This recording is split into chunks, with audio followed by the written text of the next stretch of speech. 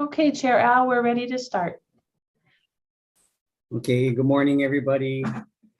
Thank you all for coming. Looks like we have all our commissioners here. We do have quorum. I'd like to call this meeting to order. Windward Planning Commission meeting Thursday, May 5th, and the time is 9:06 a.m. Again, welcome everybody.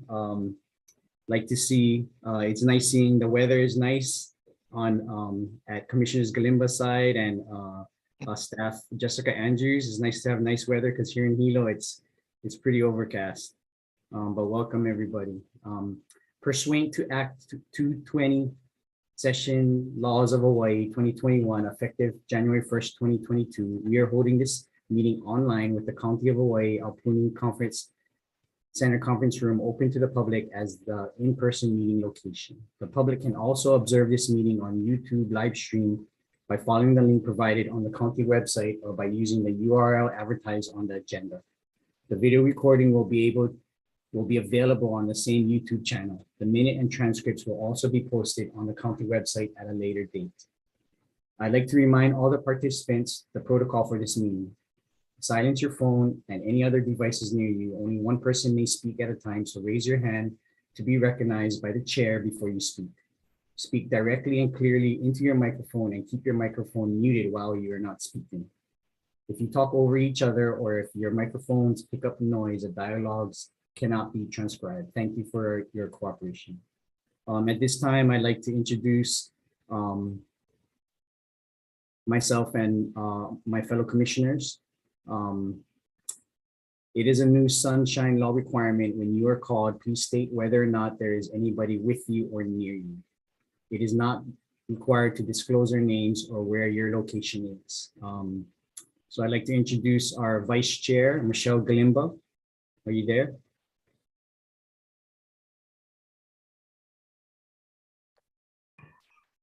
Hi. Hi, good morning. Commissioner Aguinaldo is excused. Commissioner Lauren Bailov. Good morning. Good morning. Commissioner Wayne DeLuz is also excused. Commissioner Dennis Lin. Good morning. Good morning.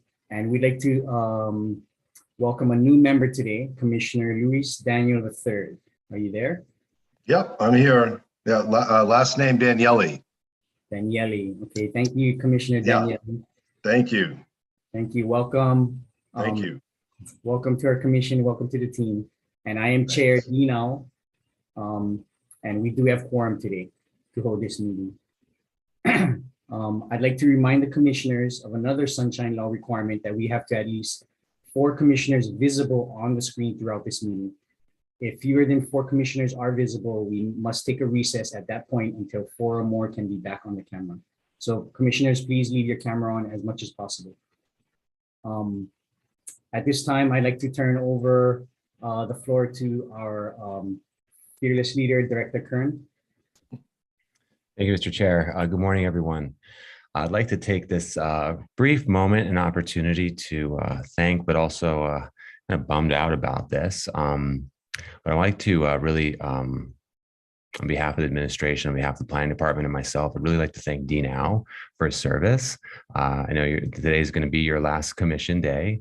I really, really appreciate your service. I had the opportunity to serve with you as a planning commissioner back in 2009-10, which was really, really amazing. And you've just been dedicated to serving our community, you've been consistent. Really appreciate it, all that you do, and really appreciate working with you. On behalf of the department and the mayor, I would like to present this virtual certificate. Give me one moment.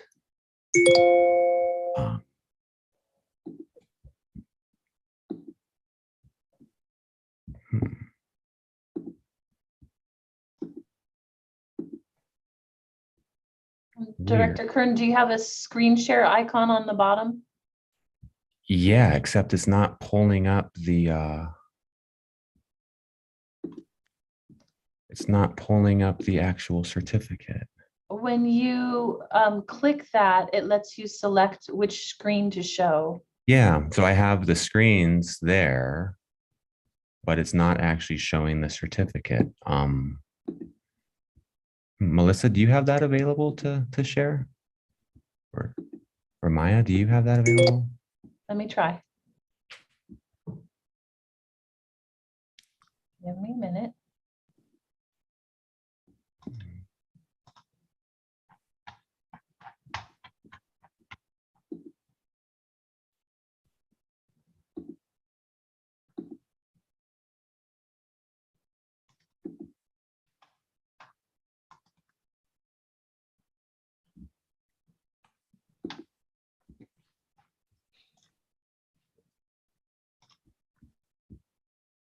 Sorry about that. You worked last time really well. There we go. So I'd like to present the certificate of appreciation to you, Commissioner Au, Chairman Au. Again, really appreciate your service. It's been a pleasure and look forward to continuing to work with you as a member of our community and many more good things to come. And with great appreciation, virtually give this to you. We'll be sending you the hard copy, so you'll have that. I think you'll have 2 of these now, with your, or maybe even more with your continued service. Again, really grateful. And I'll hand it back over to you. I'm going to be here for testimony, and then I'm going to sign out for the first 2 items on the agenda, and then I'll be signing back in. And Jeff Darrow, our Deputy Director, will be handling the other elements. So, Dean, happy to say whatever words you'd like to say, but just again, appreciate you very much.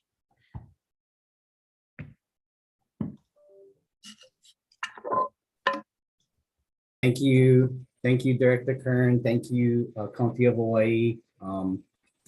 Serving on commissions is one of my favorite things to do. I do a lot of community service, and whatever commission I may have the opportunity to serve on, again, it is one of my favorite things to do. So I'm sure the staff will see me again at some point, but you're very welcome, and I will continue to serve the community. I think it's important that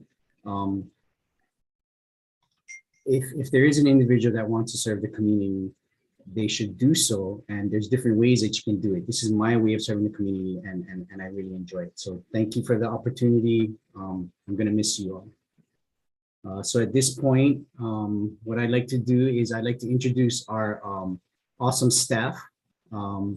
So if you can just acknowledge that you're here, I'd like to introduce our Deputy Corporation Counsel, Malia Kekai. Are you here? Yes, good morning, Chair. Okay, Good morning, everyone. I'd like to also introduce Deputy Corporation Counsel Jean Campbell, attorney for the Planning Department. Good morning, everyone.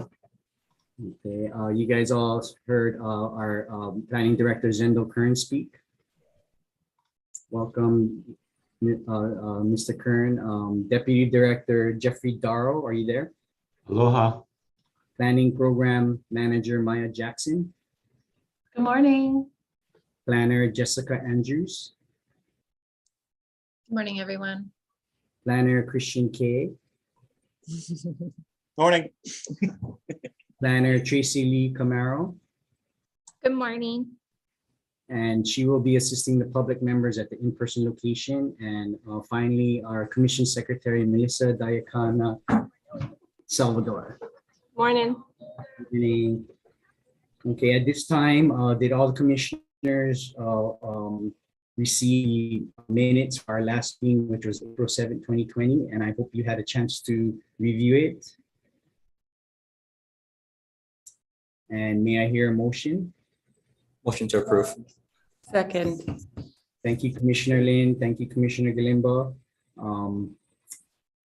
So if there's no corrections or any discussions, if you are in favor, please say aye or indicate by showing your hand. Aye.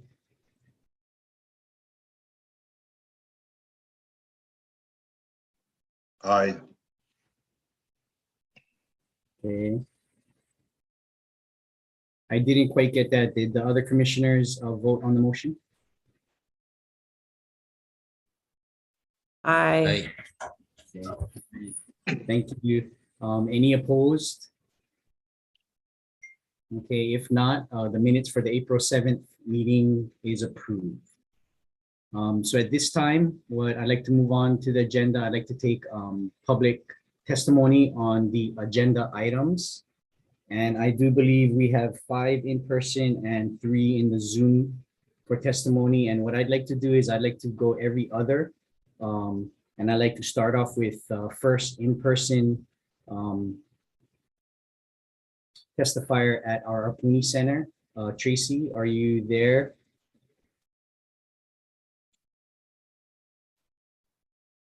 Okay, so what I want to do is if we can swear everybody in. So if you are on the screen, please turn your screen on and raise your hand. And if Tracy, if you could verify that all 5 are in person and they do raise their hand when I do swear them in. Okay, Chair, we actually have 6 in person. We just got 1 more. Okay. Maya will be sending that to you. Okay, can you please make sure that all 6 of them are raising your hand, and please raise your hand for the 3 testifiers. Yes, they're all raising their hand. Okay, do you swear and affirm to tell the truth before the Windward Planning Commission today? I do. Have the planning commissioners raise your right hand too. I do. Okay, thank you very much. Thank you, testifiers. Please try to summarize your testimony within 3 minutes and not be repetitive. If you have submitted written testimony, please do not simply reread it, but supplement or update your written testimony. Staff will notify you verbally at 1 minute remaining and when 3 minutes are up. And after your testimony, the commissioners may have questions for you. And when there are no more questions, please log out of the Zoom platform and switch to the YouTube channel if you wish to observe the meeting. This is to limit the number of participants on the screen in order to better manage the meeting and also to minimize connection disturbance or noise. Thank you for your cooperation. And I'd like to take the first testifier at the Altooney Center. Please state your name and the town you live in.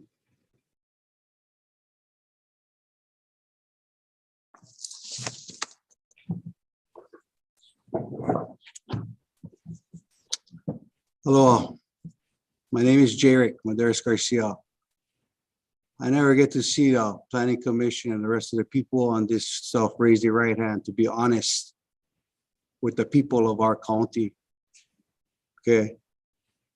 I'm looking at a person right now in front of me. I want to let you guys know right now that Heather Kimball has a personal vendetta against me. Okay. She likes to do sneaky stuff along with other people that I see up on this screen. Today, I got some of the good news. Dean Owl is leaving this commission. Put me in the commission. You guys need some righteous people up here. You know? Let's start with this SMA stuff here, Pepe Kill or shoreline. According to Heather Kimball, you guys all feel that there's no history on our shoreline. Ole. We've been asking 3.5 years to put our access back in Pepe Kill, Hilo side of the mill. It was illegally moved.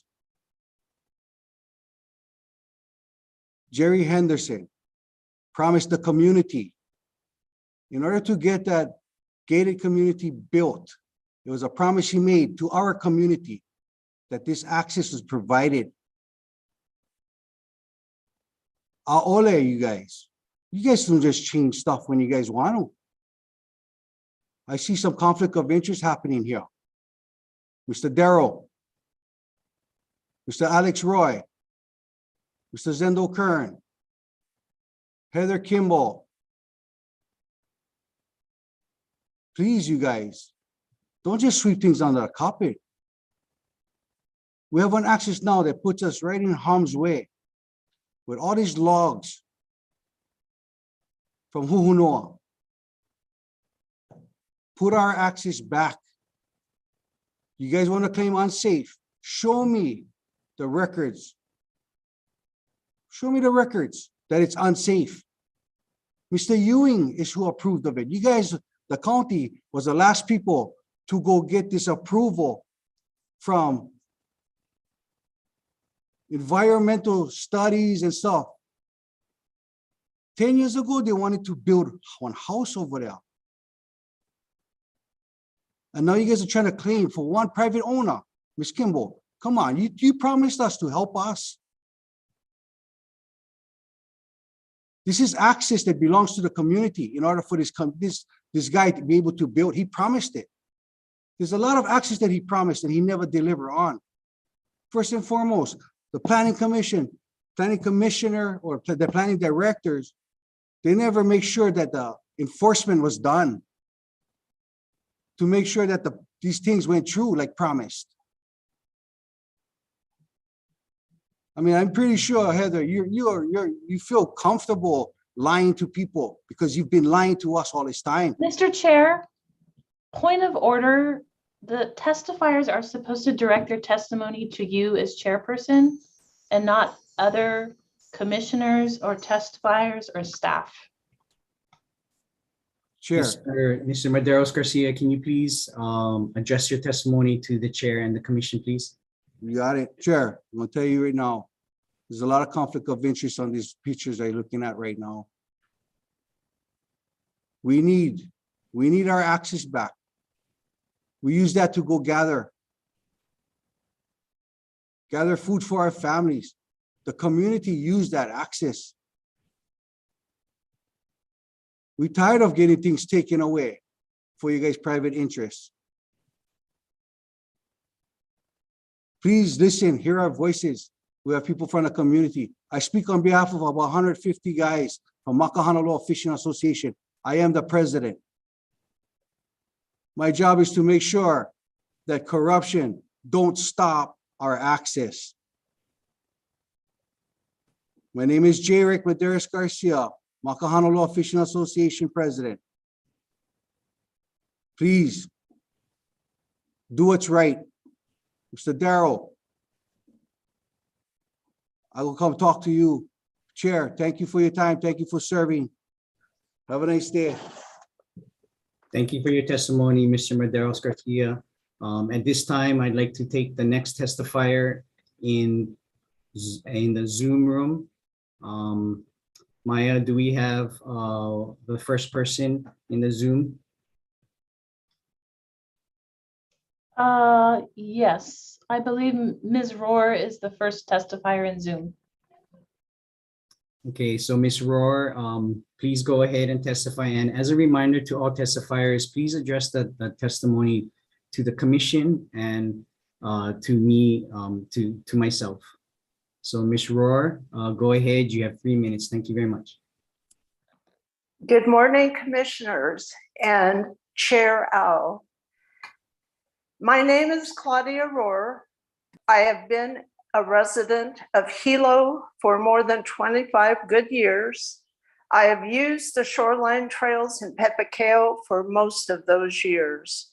This testimony is about the planning director's report, a report on special management area determinations, minor permits, and enforcement action issued by the planning director, listed on today's agenda.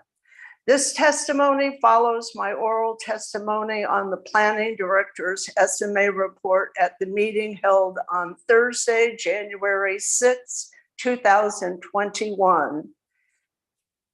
Today, I stand in protest of the lack of disclosure that on March 24, 2022, the planning director's deputy, Jeff Darrow, closed enforcement action ZCV-2018-091E without dealing with the illegally gated public vehicular access to the shoreline in Pepacao.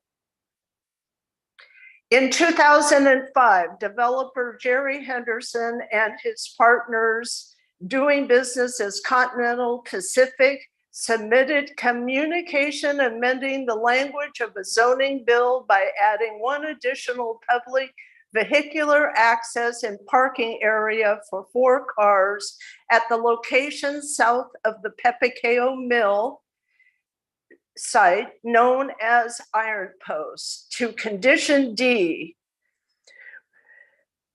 to what was approved as zoning ordinance 0550 to save the rezoning request at the county council. This was to resolve the ongoing shoreline access dispute in the subdivision of over 1,000 acres. Condition D of zoning ordinance 550 reads, the applicant shall also provide one additional public vehicular access and parking area sufficient for a minimum of 4 vehicles at the location south of the former Pepicao Mill site in the approximate area known as Iron Post. I have previously submitted a Google aerial photograph and the measurement of how that parking area has been moved 750 feet from where it was. This was to be a convenient drive-up public parking easement to access the Poly Trail that Ms. hikers Rohr, and your 2 fishermen minutes is up. use. Well, I'm asking for you to allow me to finish, please. It was located at it was located by survey next to the long wall near the Poly. In 2018, developer Jerry Henderson unilaterally fenced off the dedicated public vehicular access and parking area under the guise of a new landowner, Galt's Gulch. Without doing proper due diligence, the planning department's violations officer wrote a notice of violation under enforcement action ZCV-2018-091E, stating that moving the gate to the public access was an SMA violation that could be resolved by submitting an application for an SMA permit. This violated HRS section 205A 26(2)C and PC rule 9-11E3, requiring approval of an SMA permit B for development consistent with any applicable zoning ordinance. Zendo Kurz, as private planning consultant, came to represent Jerry Henderson and Gulch in resolving this enforcement action. Now, in March 24th, Jeff Darrow impermissibly closed the enforcement action without resolving intentional gating of the dedicated vehicular and parking easements that the public has been endlessly complaining about. That information is not in the planning director's report to the planning commission today. In my opinion, I'm summing up now. Please let me sum up. In my opinion, in a couple seconds. In my opinion, the planning department's failure to resolve intentional disruption of dedicated public access easements to the shoreline was governance at its worst. It disrespects the public, the county council, and the rule of law. It undermines the public trust of their government. This is not the end. Thank you. Thank you, Ms. Rohr, for your testimony. At this time, I'd like to take the second testifier in the Altooney Center, Tracy. Thank you, Chair. I have Jaisley. Okay. Hi, my name is Welcome, Jaisley. Please state your name and where you live. Hi, my name is Jaisley Taze Madeiras Garcia, and I live in the Big Island. I represent Makana Law Association, Shoreline, and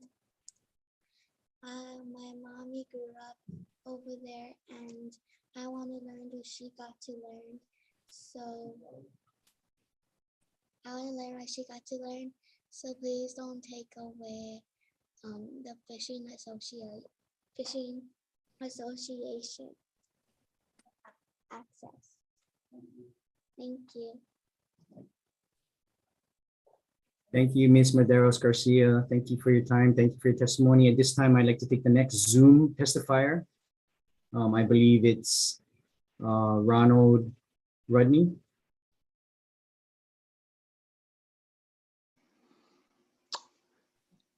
Aloha, everyone. Actually, my first name is Donald. Oh, sorry. So that's Sorry. okay. I just have a general comment about this same issue, and maybe even a little bit more. I live in Papakale right now. We have lived here for over 12 years. Enjoy it very much. It's very beautiful here on the Hamakua coast. And one of the things I feel is very important is that the citizens, the people, the residents here, especially those with families, have reasonable and safe access to our shoreline. That's problematic here on the Hamakua coast. Obviously, there's some developments that have interfered with it. And I think it's incumbent upon, and I'm talking to the Planning Commission now, but maybe they can relay my thoughts to the planning director and the planning department. We need your help. We really need you to be involved with the community. One of the things that I felt since I've been here, I've had involvement in government on the mainland, and I found the communication between the administration and the people has not been good, but it's at its worst right now with the administration we have. And so I really would urge the Plan Commission to relay this to the administration and do whatever you can to get the planning department to work with the community in a number of issues that we have here on the Hamakua coast, whether it be shoreline access or complaints about junkyards and things of that nature.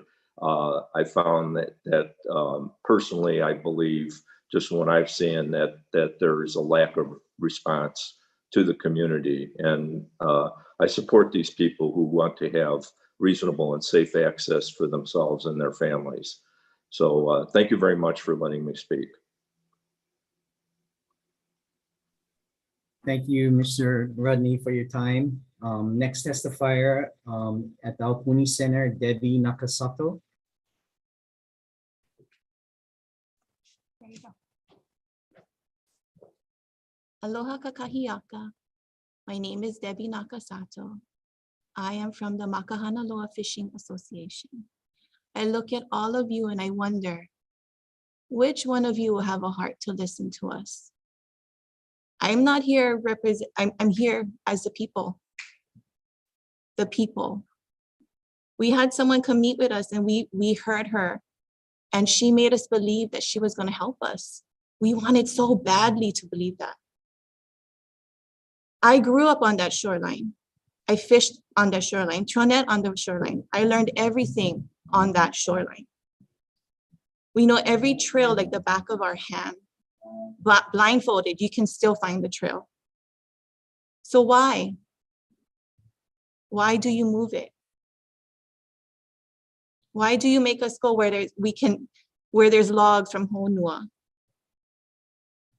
It's a fire hazard. Like, why? Who on here can listen to us? Please. My mom fought this. Now I'm fighting this. Are my kids gonna have to fight this too? That's not fair. We are the people. Our footsteps are there. The same footsteps our ancestors made. Listen to my voice. Enough is enough. Stop taking from us. Community, 0. Developers, 10 million. Please hear our voice. Enough already. Somebody on here, please have a heart. Let us keep what is ours so we can still feed our families. Thank you. Thank you, Ms. Nakasato. At this time, I'd like to take our final testifier in the Zoom room. I believe it's Greg Glassick, are you there?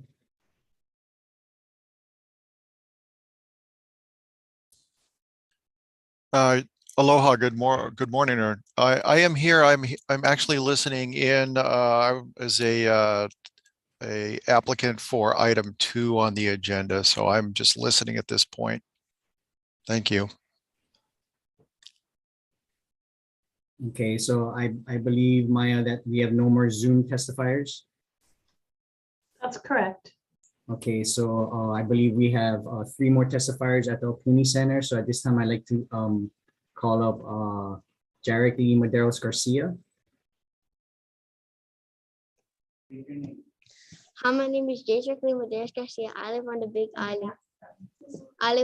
Island. Please don't take away our fishing access. We go down there to throw a net, catch fish, and feed our families. Please listen to my voice. Thank you. Thank you, Mr. Maderos Garcia, for your time. This time, I'd like to call Starnani Matsumoto. Are you there at the Altooney Center? Hi, aloha, good morning. My name is Starnani Kiomaka Egres Matsumoto. My husband is with the Makana Fishing Association. I came here on his behalf. We're just asking to please hear our voices, open the access to the beach for our people. We moved up here 30-something years ago from Waianae. I raised my kids to go hunting, fishing, to gather their own food from our island. I want that generation to continue for my grandkids and so on. So all I'm asking is you guys to open the access to our beaches for our keikis in the future. That's all I'm asking. Thank you. Thank you, Ms. Matsumoto, for your time. At this time, I'd like to call the last testifier that we have, Blake McNaughton. Are you there?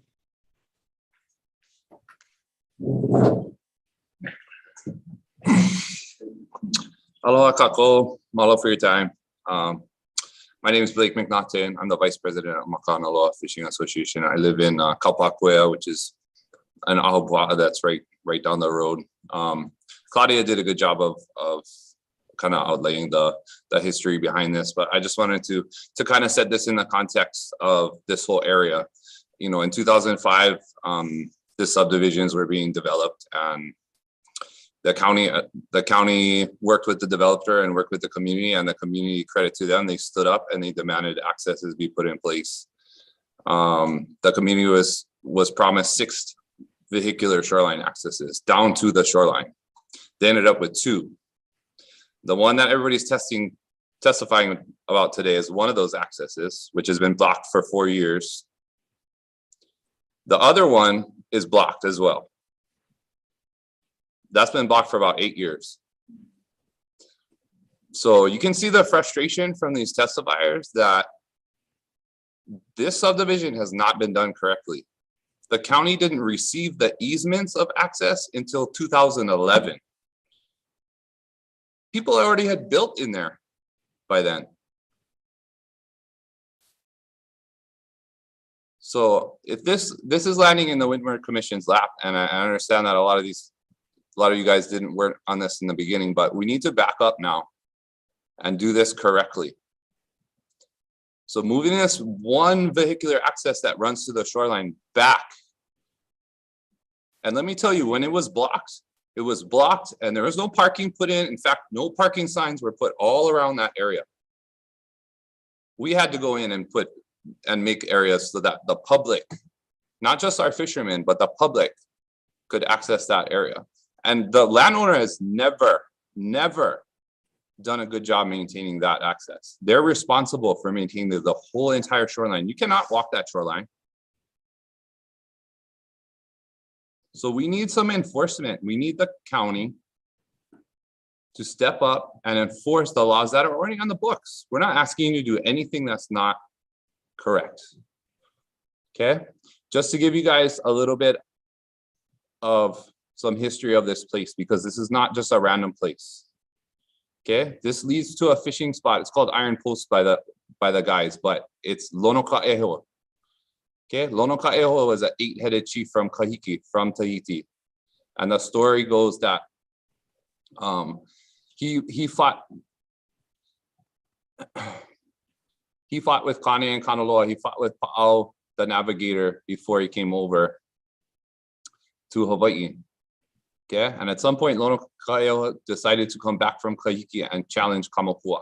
Kamapua'a lives, one of his houses is at Kauku, okay, our hill above Pepe Hill. And he came and challenged Kamapua'a. Kamapua'a destroyed him and turned him into stone. And that's the stone that sits right on the edge of the fishing spot, and as well as the name of the stream that comes out of that area. And so these are storied places. That cliff line is Kukuilau Mania. It has a name. These places have history. This area was fished for generations, and now we're getting stopped from accessing these areas in the proper way. Okay, so let's not let this happen and cut off thousands of years of our history. Okay, we need this access for our community and for our fishermen to provide for their families. Mahalo for listening. Thank you, Mr. McNaughton, for attending. Thank you to all testifiers for coming and taking your time. I believe there's no more testifiers, but I'd like to ask my fellow commissioners, do you have any questions for any of the 9 testifiers that just testified? If you do not have questions for our testifiers, I'm willing to entertain a motion to close public testimony.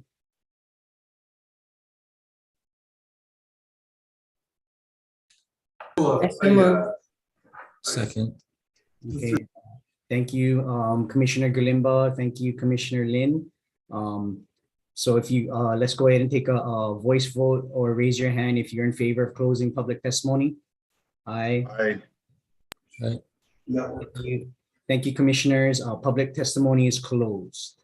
So at this time, we're going to go into our new business on the agenda item. And I do want to let everybody know that item number 2 has been withdrawn.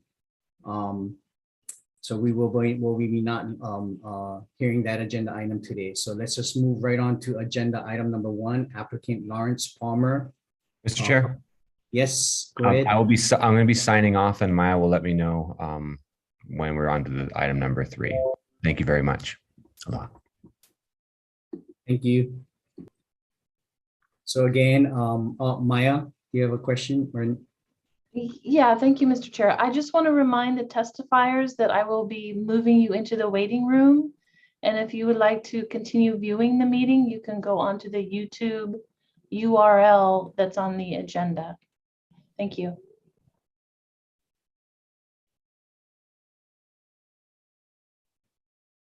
Okay, so the first agenda item is applicant Lawrence Palmer. Application for a change of zone from a single family residential 10,000 square feet RS10 to a commercial village commercial 10,000 square feet VC10 zone district for approximately 11,254 square feet of land. The subject property is located at 16-540 Laukahi Place, approximately 150 feet east of its intersection with Old Volcano Road, Keaupuna, Hawaii TMK 316002082. Ms. Andrews, can we have the staff presentation at this time? Yes, thank you, Chair Al. I'm going to go ahead and share my screen. And can everybody hear me? Okay, great.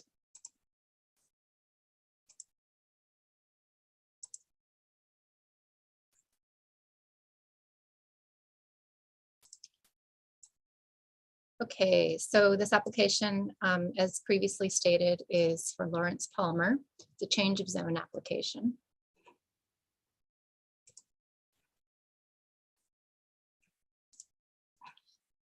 This is the location map for the subject property, and the subject property is outlined in red.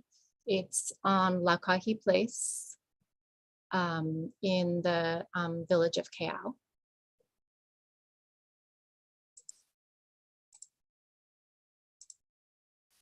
The applicant's request is a change of zone from a single-family residential 10,000 square feet RS10 zoning district to a village commercial, 10,000 square feet, CV10 zoning district for 11,254 square feet of land.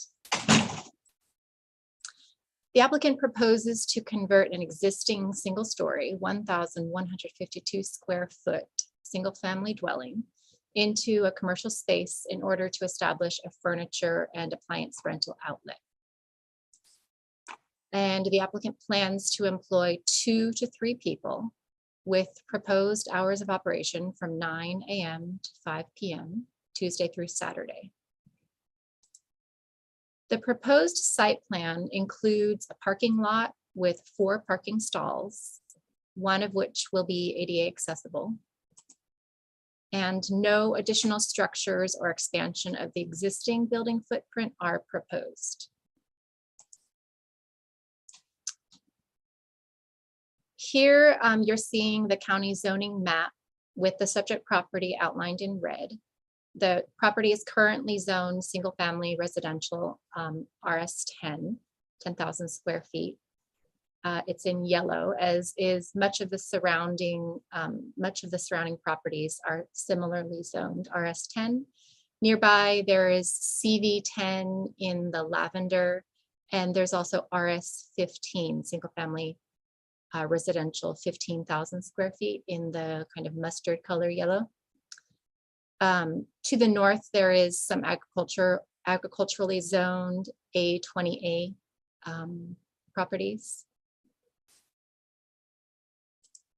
This is the state land use boundary map. So the pink shows urban designation, which the subject property is designated. And then to the north and some to the east, there is some agricultural designation in green. The LUPAG map, or the general plan designation, shows that the property has about 2/3 of the property is designated low density urban, or LDU, and about 1/3 is designated MDU, or medium density urban. As is most of the surrounding area, dually zoned either LDU or MDU. And just to the west, kind of northwest, there is the urban expansion zone.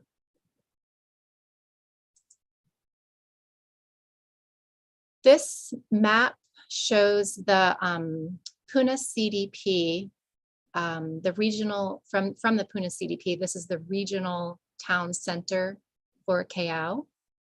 And it's a little bit hard to read, but the subject property is within the what is the kind of the dashed border designating the regional town center boundary. So it is located within that boundary of the regional town center.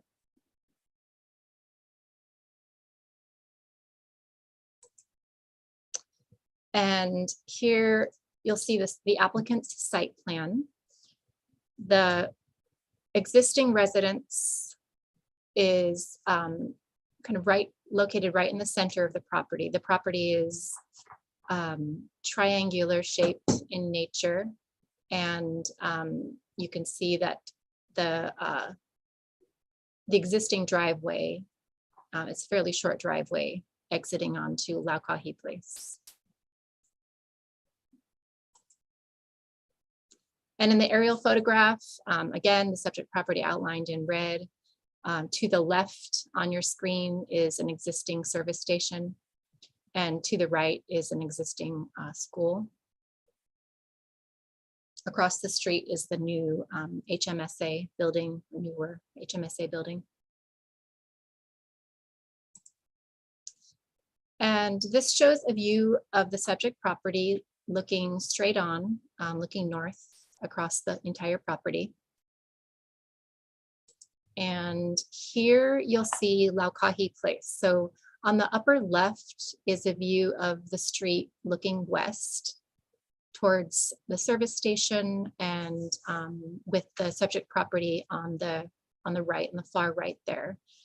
And on the lower right is a view of Laukahi Place looking east So you're looking towards at the dead end of that street, you're seeing the school buildings. And you can notice on both of these photographs, the sidewalk on the, that would be the west side, I believe, of Lakahi Place. On the left, on the upper picture, and on the right in the lower picture. So finally, the Deputy Director's recommendation is to forward a favorable recommendation to the County Council. And with that, I'll end my presentation and we'll stop sharing my screen.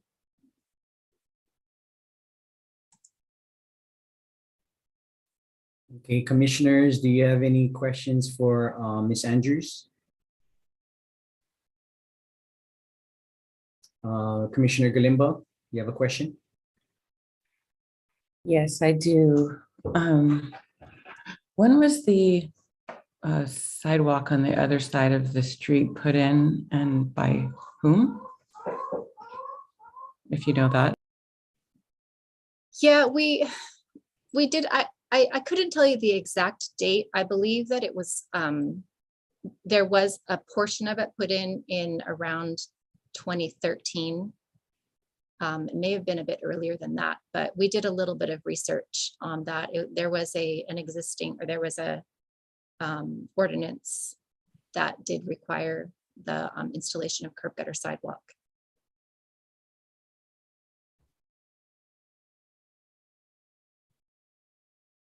Thank you. Any other questions for staff from the commissioners?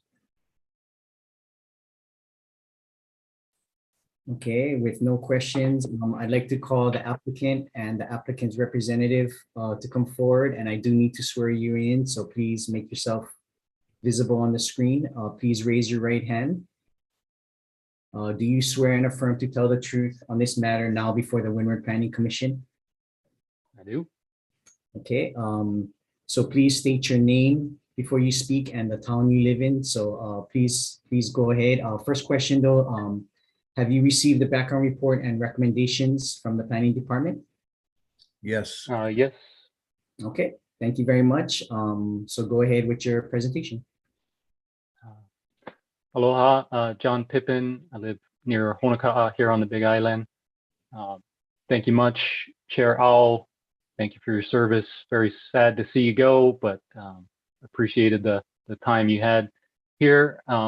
Welcome, Commissioner Daniele. I'm sure you'll be a great addition to the commission. Thank you all other commissioners for your continued dedication and support of this important process and your communities as a whole. Thanks also to Deputy Director Darrow for the favorable recommendation, Ms. Andrews for the excellent presentation, and all the rest of the planning department staff for their tireless work to further managing this lovely home we have here on the Big Island. So I'll just say a few brief general remarks about the application, how it fits into the area.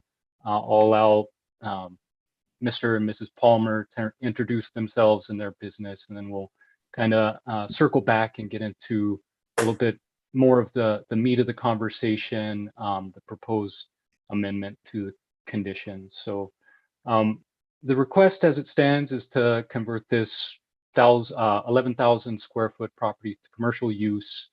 Now there's a couple different things that we look at and the planning department especially looks at when evaluating this. There's the proposed use. So what the Palmers are intending to do specifically with this property, their plans for the development, in this case, the retail, appliance and furniture outlet. Then there's the potential future uses. So say down the line, the Palmers would sell or plan some other use of the property. So those would be consistent with the proposed CV10 zoning. Now, the area is developing commercially. It's consistent with the general plan to do so. And the proposed use fits in with this area. It'll be a valuable service to the community. It'll be conveniently located so that folks in the Puna area don't have to travel farther for their appliance and furniture needs. And it appears to have little impacts on the area. So we'll, again, circle back a little bit more and dig in on the proposed revisions to condition K for the curb gutter sidewalk, but all the conditions in generally seem very well crafted, and we're in agreement with them in general. So the Palmers, please unmute and introduce yourselves. Hello, thank you for considering us here. My wife Julie and I, we've owned Ross Appliances for over 20 years now. I've been working there for 33. We like the Big Island. We've always we've had a couple stores there. We've had one on Kainoilehua in the Singer Building. We had one in Kailua Kona in the old industrial, and it's always been a problem for us. What has always kind of been our downfall is the rising rents. And we found this house and the opportunity to maybe control that, where we can set up a store and sell our goods and help people, help ourselves. That's pretty much it. We like the Big Island. We like the Big Island. For beautiful. Sure. Thank you much. Could I ask, please, Ms. Andrews, if you have handy the Exhibit 9 with the aerial photo showing the pedestrian facilities from the background report? I'll have to take a minute to pull that up. I don't have that immediately available. Okay, no worries. I'll get started. So apologies for the late communication, following up on the proposed conditions in the planning department's recommendation report. We'd like to make the case for reducing the curb gutter sidewalk requirements, or deferring it, delaying it until some use in the future is proposed on the property that would potentially have more of an impact. And this is getting back to that discussion of permitted uses and the actual proposed use in this case. So when we're looking at this proposed use, it's using this existing structure, 1,100 square feet. It's a relatively small business. There'll be 4 proposed parking spaces. The sequence of events will go, if you agree with the recommendation and forward that to the county council, and then we get through the entitlement process and get the change of zone, then we'll prepare more detailed site plans for plan approval, and then the Palmers will prepare more detailed building plans for change of use. So there's several steps and checks and balances and reviews in this process. This is the very first step.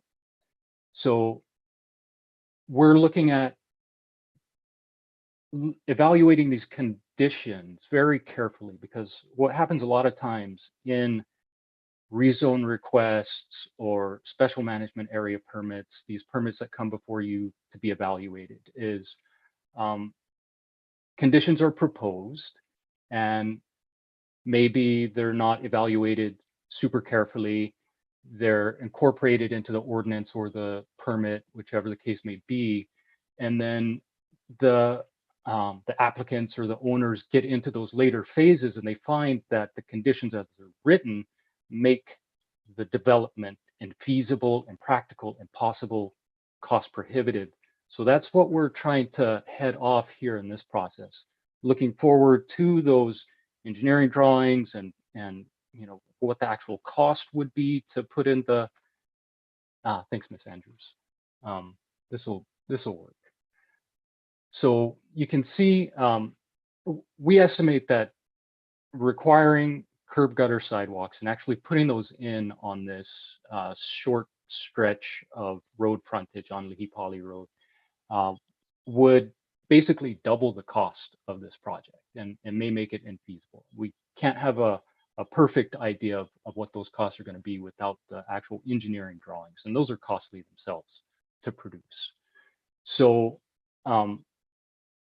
if you look at this, the sites to the east, so to the right, are zoned residential, but they're used as schools, as churches, the HMSA property to the south. This area is all pretty much built up. We're not anticipating a whole lot of infill or additional uses, additional rezonings in this area in the foreseeable future. So this is basically a dead-end street that ends just to the east of that slightly wooded area, the backside of the residential lot to the east there. So the improvements would represent about 75 feet on that eastern side of their frontage and about 35 feet. So it's two very short sections of sidewalk, which would have little benefit to the public. We've shown and we've seen in the conditions on the street, there's grass there currently, and there's no, the grass is in great shape. There's not a lot of traffic on that north side of Lihipali. And further, putting those pedestrian facilities on the north side of the street and then having them lead directly to the driveway entrance to this heavily trafficked convenience store and gas station right there on the corner seems to be a little bit questionable in terms of safety. So we would suggest that, again, to defer the curb gutter sidewalk improvements until such a time that any uses are proposed that would expand or alter the existing structure beyond its existing footprint, or a new structure. So that's the language that we've provided in our most recent feedback on this project. So happy to go over this in depth and would really appreciate your favorable consideration. We'll do our best to answer all of your questions. Thank you much.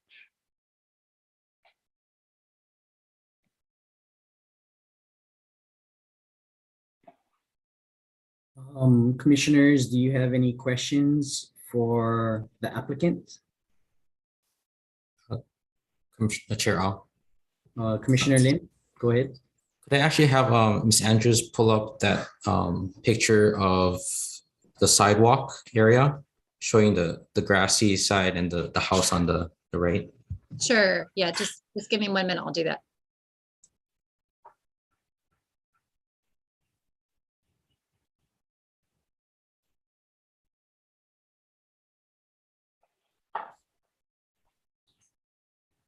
And just a comment, I don't think I have any concerns regarding the deferment of the sidewalk and the drainage, but if you maybe drive past the 7-Eleven on a regular basis, you see a lot of kids walking to the 7-Eleven on this street. The school buses do go through here. Yeah, so it's just a safety issue would be for me is it would be better to have a sidewalk in the future as you do develop this property because there is a lot of foot traffic when the kids go through here. But yeah, I just thank you for pulling this up. So Commissioner Lin, can we just sure, sir. Do you have a question for the applicant? And we can always discuss this matter Sure. when we get into discussion, but if you have questions. No, I'm good. I just needed to see the picture. Thank you. Thank you very much. Any other commissioners? Do you have questions for the applicant or the staff? Yeah, I actually have one question. Go ahead, Commissioner Daniele. Yes. Was this house purchased by you, or was it a family home that was acquired by you? How did you get the property in question? I guess that's my question. Just we purchased it. Okay. And for the sole purpose of starting a business? More or less. Hoping so. Okay. All right. Thank you. Mr. and Mrs. Palmer, I have a question for you. So you didn't state in the beginning where you live. Do you live here on this island or you live somewhere else? We live in Kailua, Oahu, but we've also purchased a lot out in HPP, existing home that we're renovating and hoping to maybe live there or have our son live there and then run the store down in Town there. So we weren't planning on living at the Laukahi location.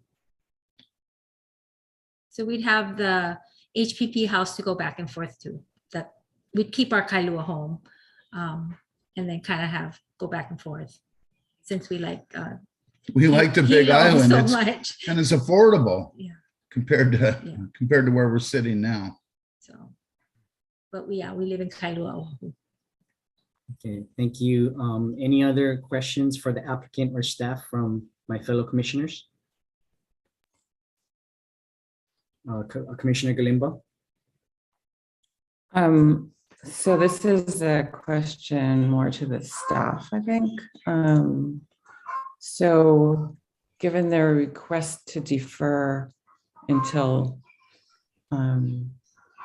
they decide to put in another building, is there an enforcement mechanism for that? I mean, that would automatically sort of trigger that, or would it sort of be necessary for the department to be watching for that? I can go ahead and answer that, Chair. Yes, please, Mr. Darrow. Thank you. So, this is a tough request for planning because planning looks at this more from the standpoint of the zoning issue. So you're going from a residential zoning to a commercial zoning, which is a higher density, allows for a much broader range of uses. Currently, there is a particular requested use for this. And normally that happens when an applicant comes in, they say, this is what we're proposing to do. And it appears very likely that that'll be the case in this particular application. But what happens is there's standards for particular zoning. For commercial zoning, the standard that's recommended by Department of Public Works is curb, gutter, sidewalk. And we always follow their recommendation. If you refer to your planning department exhibit 3 in the background, that has the Department of Public Works recommendation for the commercial request. They're requesting pavement whiting with curb, gutter, and sidewalk. The matter of delaying the request, it's tough because we've done that in the past. And what happens is when you kick the can down the road, it's not like the planning department is constantly watching for when this is going to happen, or we may not even know that something did happen other than maybe a request for a building permit or plan approval. What normally happens is all of a sudden time will go by, something will happen, and the applicants sell the property. And that commercial zoning, the request that the applicants have for this particular furniture retail outlet is not tied to the request. It's the zoning.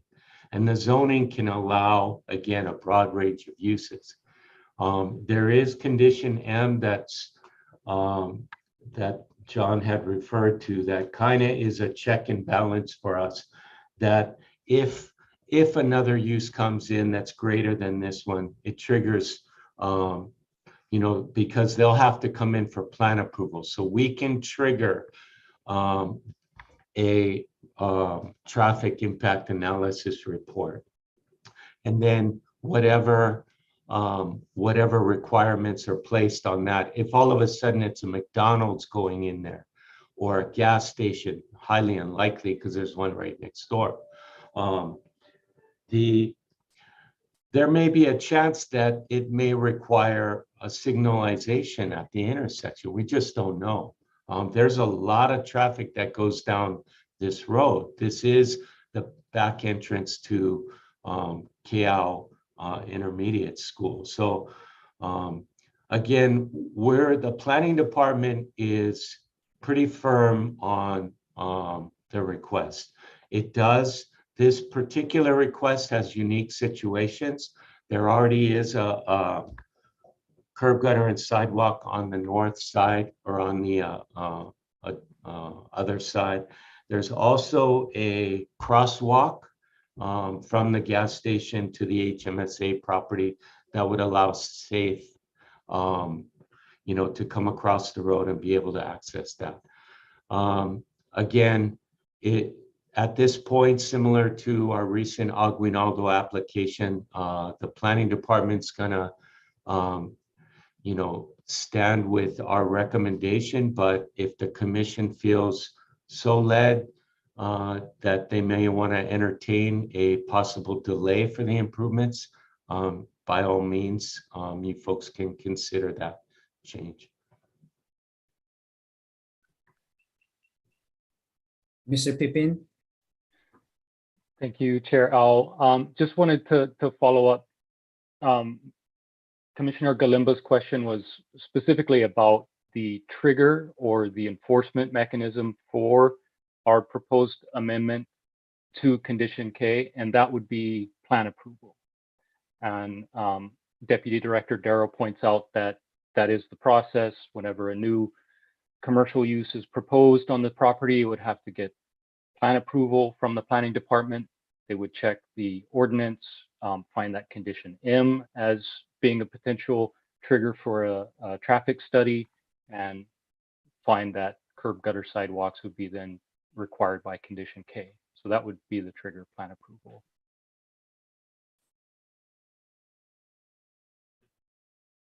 And, I might add, we're not at all opposed to improving the right of way, the frontage there. It's just very costly, and at this point, we don't necessarily see great utility in those two short sections of sidewalk that would result. An alternate scenario, an alternate standard could be applied and pave shoulders and swales, and I think we'd be perfectly fine with that. That would help to address any drainage concerns and provide a little bit better surface for pedestrians. So, that is another alternative that we could consider. Thank you, Mr. Pippin. That was my question that I was going to have for you for an alternative. Fellow commissioners, do you have any more questions? I'd like to discuss, but before we discuss, we need to entertain a motion in order to do that. So if there's no more questions for the applicant or staff, I'm ready to entertain a motion. Commissioner Galimba? I just had one more question, thanks. You said they're going to be having a 4 parking stall parking lot, and I assume that's going to be paved, correct? Correct, yes. Thanks. And so while I'm unmuted, I'll move to, wait, sorry, what am I moving to now? Close the question and move to discussion, or wait, I'm confused. Maybe someone else should to make the motion. You can kind of like. Sure, I'll make the motion. Go ahead, Commissioner Lee. I move that a favorable recommendation be forwarded to the County Council on the application for change of zone docket number 2022-000016, based on the planning director's recommendation and the proposed amendment to condition K by the applicant, which shall be adopted.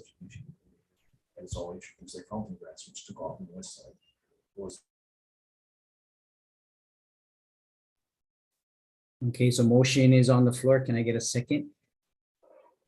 Second that. Okay, thank you, Commissioner Daniele. So just to clarify, can we repeat the motion? Maya, what exactly is the motion? It's with the applicant's amendment to condition K, is that correct? Jessica, can you clarify that? I'm sorry, there was actually a good amount of background noise, and so I couldn't hear the motion. I can clearly. clarify. The proposed language for condition K by the applicant's representative is condition K, starting off, it says prior to establishing any commercial use outside of the existing residential building footprint, comma, and then it strikes out prior to obtaining certificate of occupancy, and then the remaining condition is the same. Thank you.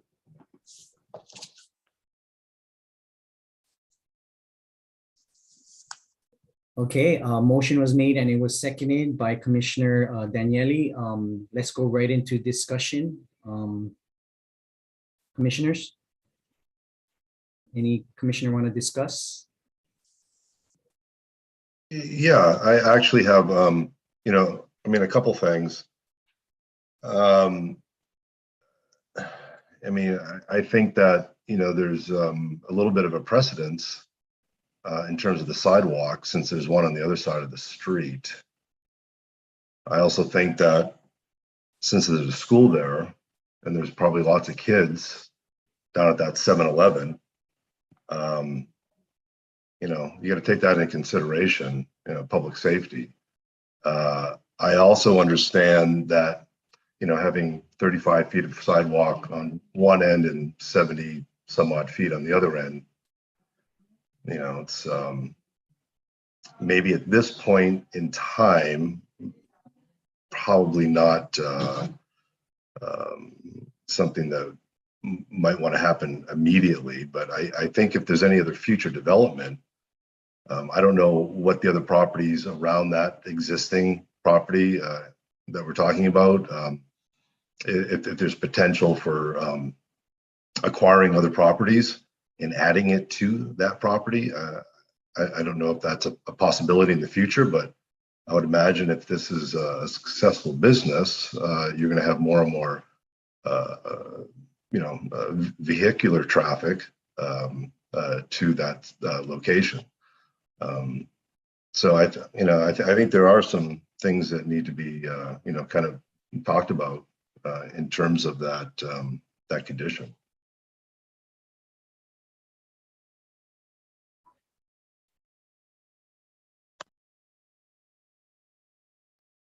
Commissioner Galimba? Yeah, I mean, I am sympathetic to the applicant. Apologies for my chickens. Their desire to make this cost effective, but also I think this zoning does increase the value, so there is sort of a trade-off there, and I think it's probably in the long term something that it's going to need to happen, given that there will be, if this business is successful, there'll be an increase of traffic. And I mean, you could almost say that I would think that the parking lot would be a expansion of the footprint, maybe technically not, but this would be something different on the lot already. So, I probably would want to see the curb and gutter and sidewalk condition remain. Thanks. Thank you, Commissioner Galimba. Commissioner Bilal? I'm going to actually concur with Commissioner Galimba. I feel that condition K should be upheld. for the property. If we approve the change of commercial, I think it is warranted in this case, despite the extra cost to the applicants. Commissioner Lin? Yeah, so I mean, my comment would be if in the future, when there is going to be putting in like the driveway and parking lot, you don't know what the engineer is going to say yet. If you do the curb gutter now, the engineer might say, well, now that you put in the parking lot, you might need additional drainage. You might need more work done on the property. So my thought process is you might as well wait until you know what all the work that you need to get done on the property before doing anything now. Because the plan approval is going to dictate a lot of stuff that you have to do.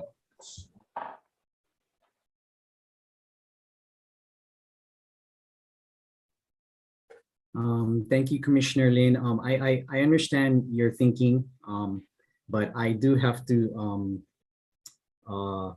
support Commissioner Galimba and Commissioner Belog on their thoughts as well. I've spent many hours at that gym.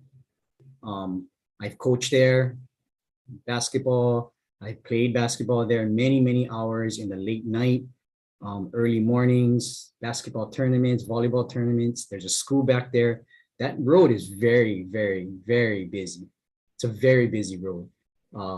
Kids are going up and down that road all hours of the day. People are walking up and down that road all hours of the day. We need curb, gutter, sidewalks on that road to make it safe for the pedestrians, to keep them safe from vehicular traffic, to keep our cars, when you're driving down that road, on a correct path and not to deviate from it. I think it's important. And I appreciate you, Mr. and Mrs. Palmer, to come down and establish a business that is needed in Puna. I lived in Puna. I lived in that area for many years in HPP, and we need businesses like this. We need people like yourselves to come in and provide the residents of Puna and KL things like that and services. So I applaud you for that. But I think it's very important to keep that curb, gutter, and sidewalk. That's a very busy road. And I hope, moving forward, you still will bring in your business, because your business is a niche and we need it. That's just my thoughts. I'd like to hear more thoughts from other commissioners. If not, we can go ahead and vote.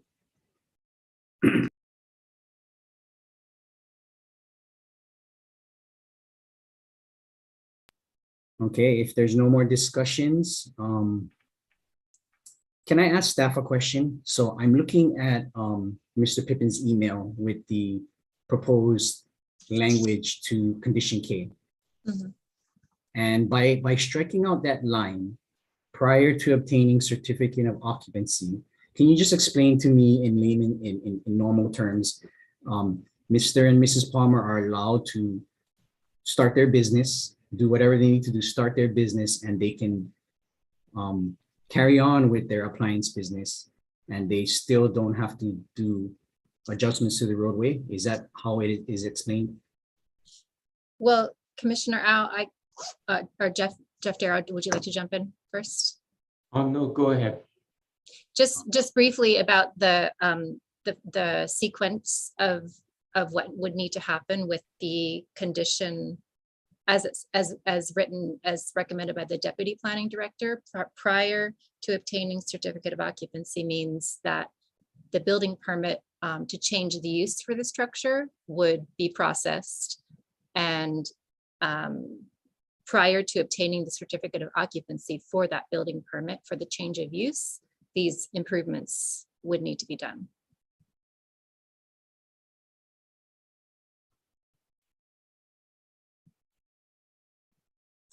Mr. Darrow? So to carry on with that, the way that the new portion of the condition reads is that certificate of occupancy would not be the trigger at this point. They could go ahead and get certificate of occupancy to operate once they got the change of use. and not be required to put in the curb gutter sidewalk at that point. If in the future there was a change to the building, and I'm guessing by the way it's worded is that if there's an expansion of it, somebody else could come in there, not make any improvements to the building, and operate a commercial type operation. It still wouldn't trigger. It wouldn't trigger plan approval because there's no change to anything, and it wouldn't trigger the need for the curb gutter sidewalk. It appears it would only be when there's an expansion of that existing building. If I could also just make a point, because the way that the applicant has rewritten the condition, it may actually become a little bit of a point of confusion, because they state prior to establishing, or they propose prior to establishing any commercial use outside of the existing residential building. Well, once they go to get a building permit and change of use, this structure will not be residential anymore. It will be a commercial building. And so this condition in the future may actually be a confusing matter, because there's no existing residential building. Once the establishment once the business is established, it will be changed via a building permit into a commercial building.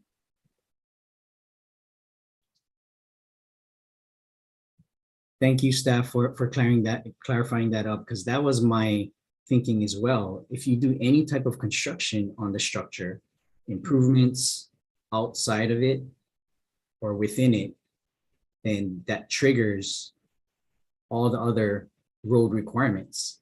So that's what I was getting a little bit confused about the current motion and the proposed conditions. Other thoughts that I have, other comments that I have is, this has to go to the county council. It has to go through committee, and it has to go through 2 readings. So there's going to be a lot more discussions that Mr. and Mrs. Palmer and Mr. Pippin are going to have to fine tune this application. And to hear comments from the public, because there was nobody that talked about this. No testifiers. I was kind of surprised. That's a very busy road. So yeah, that's just my thoughts. But if there's no more discussions, I'd like to move forward. The motion is on the floor to forward our favorable recommendation with the applicant's proposed conditions to condition K. And that is the motion on the floor. And at this point, I will support that motion. If there's no more discussions from any other commissioners, we're ready to take a vote. Chair Al? Yes, Commissioner. Thanks. I want to support the general favorable recommendation. So, but I don't support the amendment. So I'm not exactly sure how to do that, because I want to make sure that we don't vote down the entire recommendation. I suppose I could ask the motion maker, Commissioner Lim, if he would support a amendment to his condition that would. Yeah, Commissioner Galimba, I think it's the process would be we vote on this motion first, and then if it dies, then you propose a second motion with your language on what you recommend. Yeah. Okay, thanks, Commissioner Lim. Just want to make sure we get this right. Mr. Darrow, did you have just a comment, Mr. Chair Al, and that is it's based on your concern of the current wording of this particular amendment. Just a thought, you might want to remove the word residential So that way it won't be as confusing, just existing building.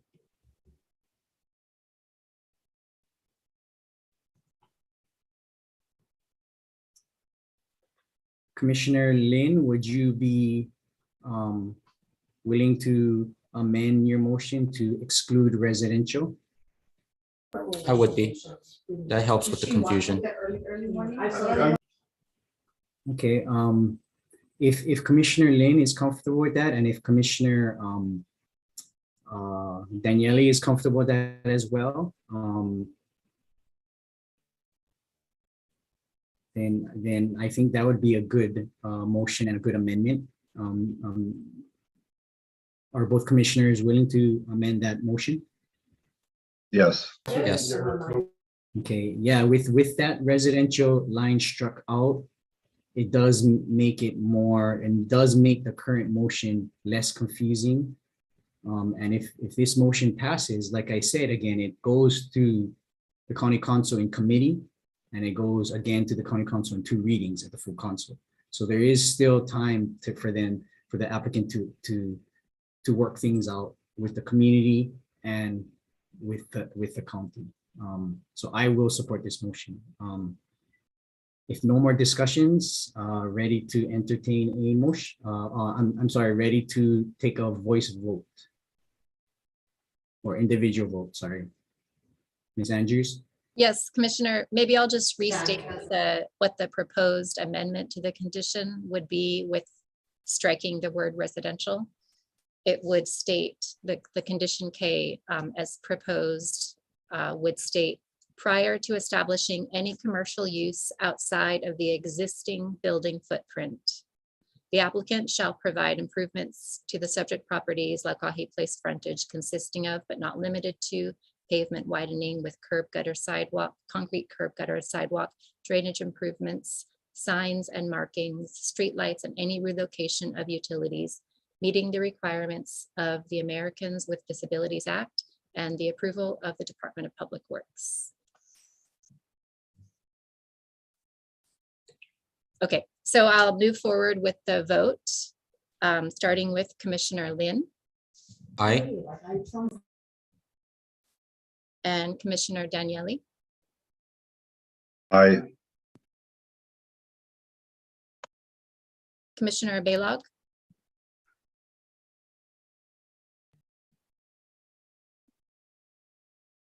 Nay, I don't support this. Okay. Commissioner Galimba Nay. and Chair Au. Aye. Okay, the motion does not pass as it has only 3 votes of support and 2 opposed. Okay, thank you. So the applicant is still alive, and I'm ready to entertain another motion. If any commissioner would like to entertain a motion.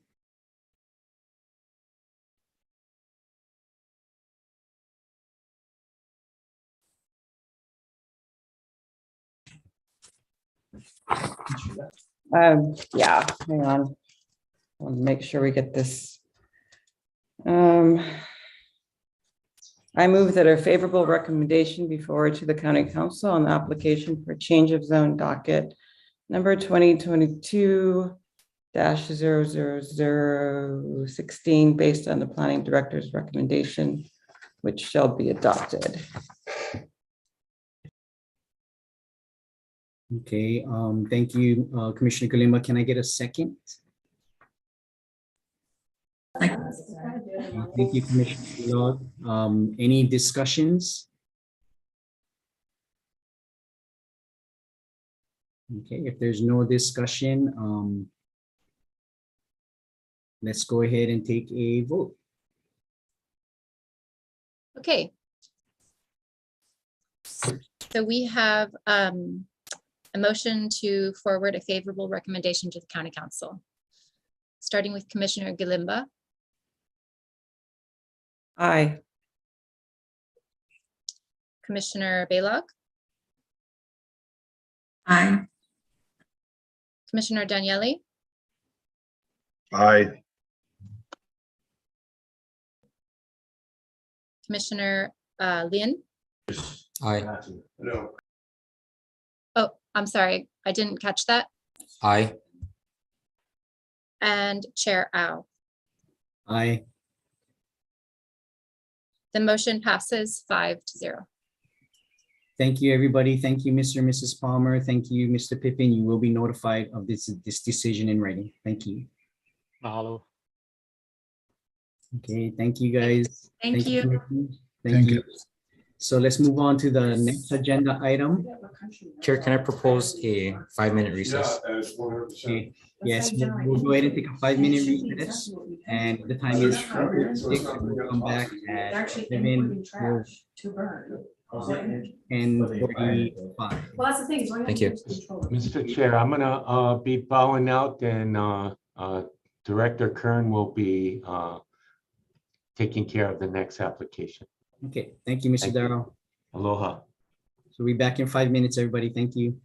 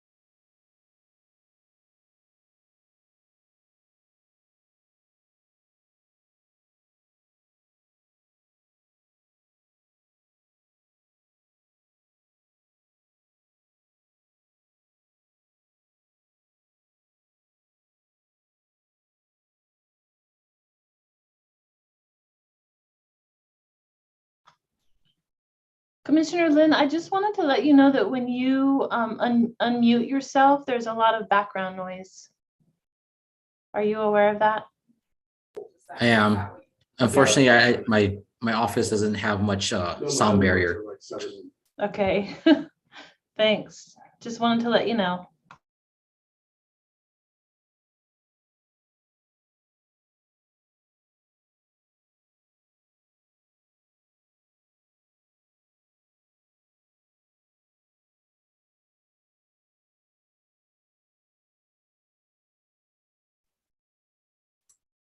Welcome back, everybody. Is everybody here? Do we have quorum? I see 1, 2, 3, 4. We do have quorum for 5. Yes, we are here. So I'd like to bring back our Windward Planning Commission meeting back to order. The time is 10:41 a.m. and we'll move on to the agenda. So as I mentioned before, applicant number 2 has withdrawn, and I do not see Mr. Greg here, Greg Galaskic. He wasn't here, but was going to call him if he had anything, but he's not here. So let's move on to agenda item number 3. So this is an Initiator County Council Bill number 120, an ordinance amending Chapter 24, Article 8, and Chapter 25, Article 1, and Article 4, Division 5 of the Hawaii County Code 1983, 2016 edition as amended, relating to providing, maintaining, and dedicated parking spaces and charging stations for electric vehicles. The purpose of this amendment is to establish requirements for providing parking spaces equipped with an electric vehicle charging station in places of public accommodation, to establish requirements for parking in these spaces, and establishing penalties for violations of those requirements in compliance with Section 291-71 and 291-72 Hawaii Revised Statute. So at this time, I'd like to call up Christian K for staff presentation, and I would also like to welcome our County Council member, Heather Kimball, and Noelle Marin. So please go ahead, Christian. Yes, thank you, Mr. Chair. Good morning to members of the Windward Planning Commission, and welcome Commissioner Daniele. Give me a moment, I'll share my screen. Okay, can everyone see that? Okay, excellent. Again, as the chair stated, this is a series of amendments to 2 sections of the Hawaii County Code. It's a little bit different. I'll be going over the proposed changes, and we'll have some discussion on the director's recommendation and some proposed amendments from both the director as well as from Councilmember Kimball, who submitted some additional changes after the original bill was forwarded. The Bill 120, the request and purpose are as follows. The Hawaii County Council has introduced Bill number 120, which seeks to amend Chapter 24, Article 8, and Chapter 25, Articles 1, 4, Division 5 of Hawaii County Code 1983, 2016 edition as amended, relating to electric vehicle charging stations and provision of and enforcement for electric vehicle parking spaces.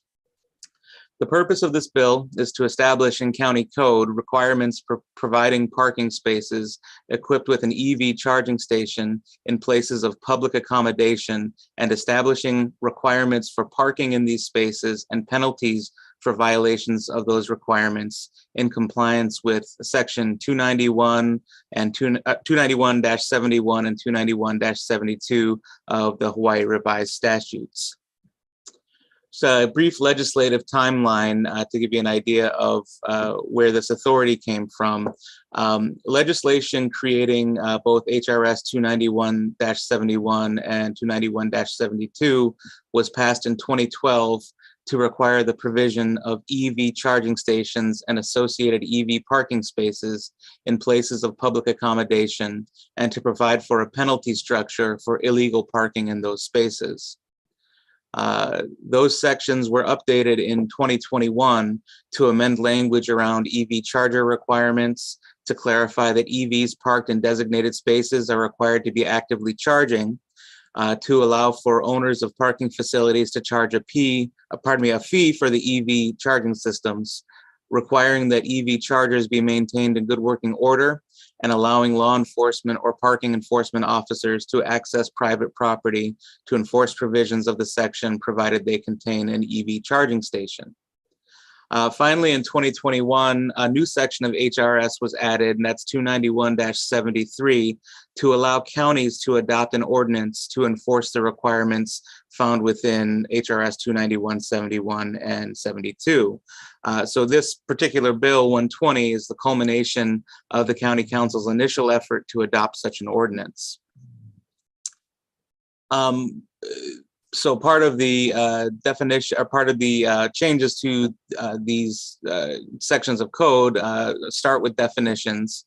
The bill proposes to amend Hawaii County Code Chapter 24, and that's the Vehicles and Traffic Code, to include definitions for electric vehicle, neighborhood electric vehicle, fuel cell electric vehicle, and electric vehicle charging system. The bill further proposes to amend Chapter 25, our zoning code, with the definitions outlined above, and add definitions for alternating current level 2 charging station, direct current fast charger, networked charger, and place of public accommodation. The preceding list of definitions are largely copied from sections of state law of Hawaii revised statutes. So one of the kind of most important definitions is what is a place of public accommodation, and HRS defines it, and also is defined in the bill as a business accommodation, refreshment, entertainment, recreation, or transportation facility of any kind whose goods, services, facilities, privileges, advantages, or accommodations are extended, offered, sold, or otherwise made available to the general public as customers, clients, or visitors. So in the draft bill, the definition goes on to offer 12 examples of places of public accommodation. However, those examples were not meant to be an exhaustive list.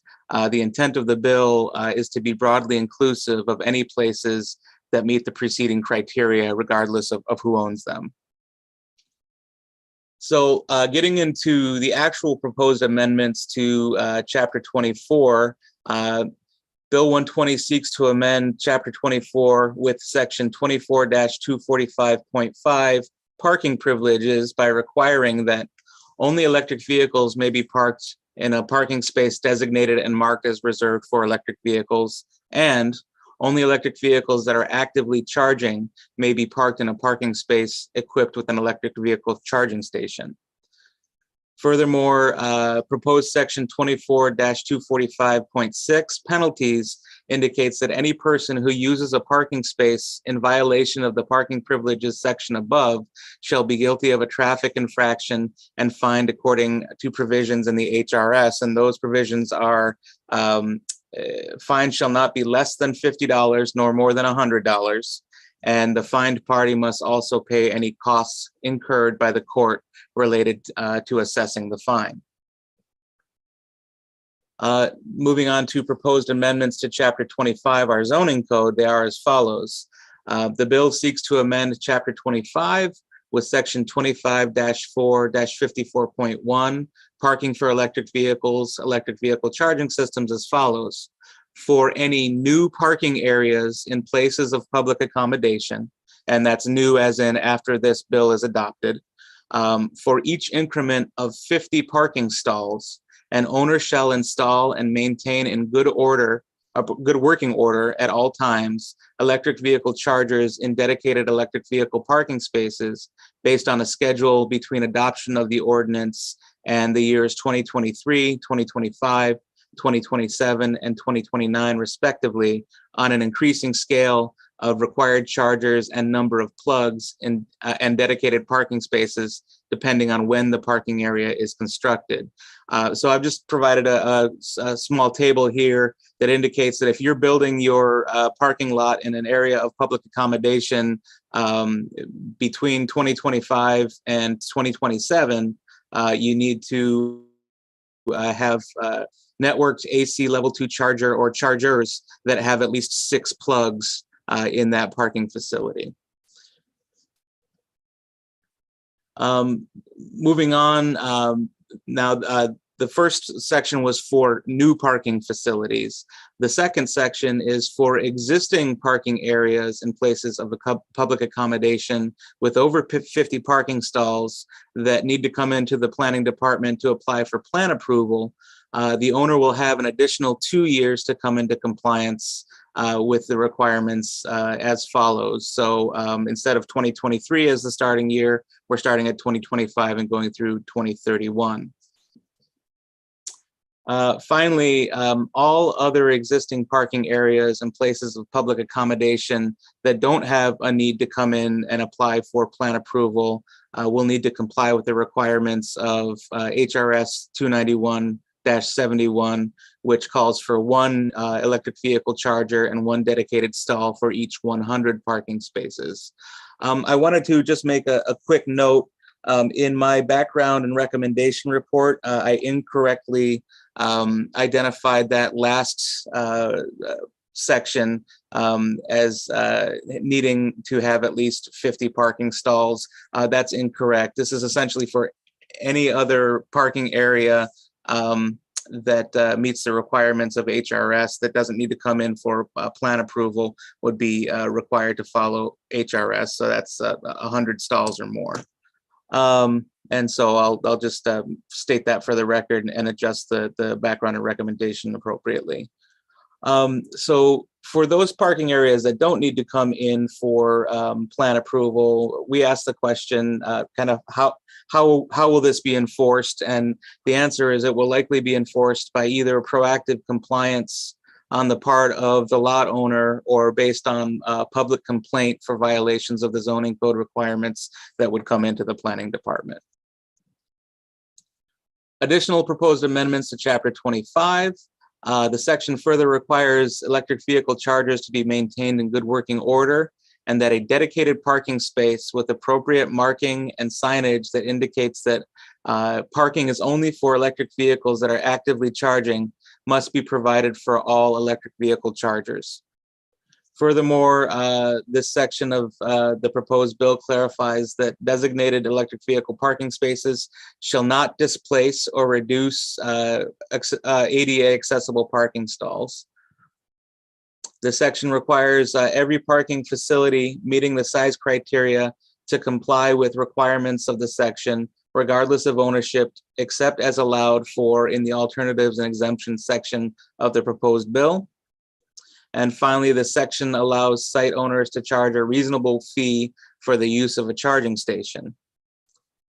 Additional proposed amendments are as follows. There is this section 25.454.2, which speaks to alternatives and exemptions from these requirements. Parking for electric vehicles, electric vehicle charging systems provides the planning director the authority to determine that electric vehicle charging requirements can be satisfied by a smaller number of direct current fast chargers, so long as the overall charging capacity at the place of public accommodation is equal to or greater than the capacity required under section 25-4-54.1.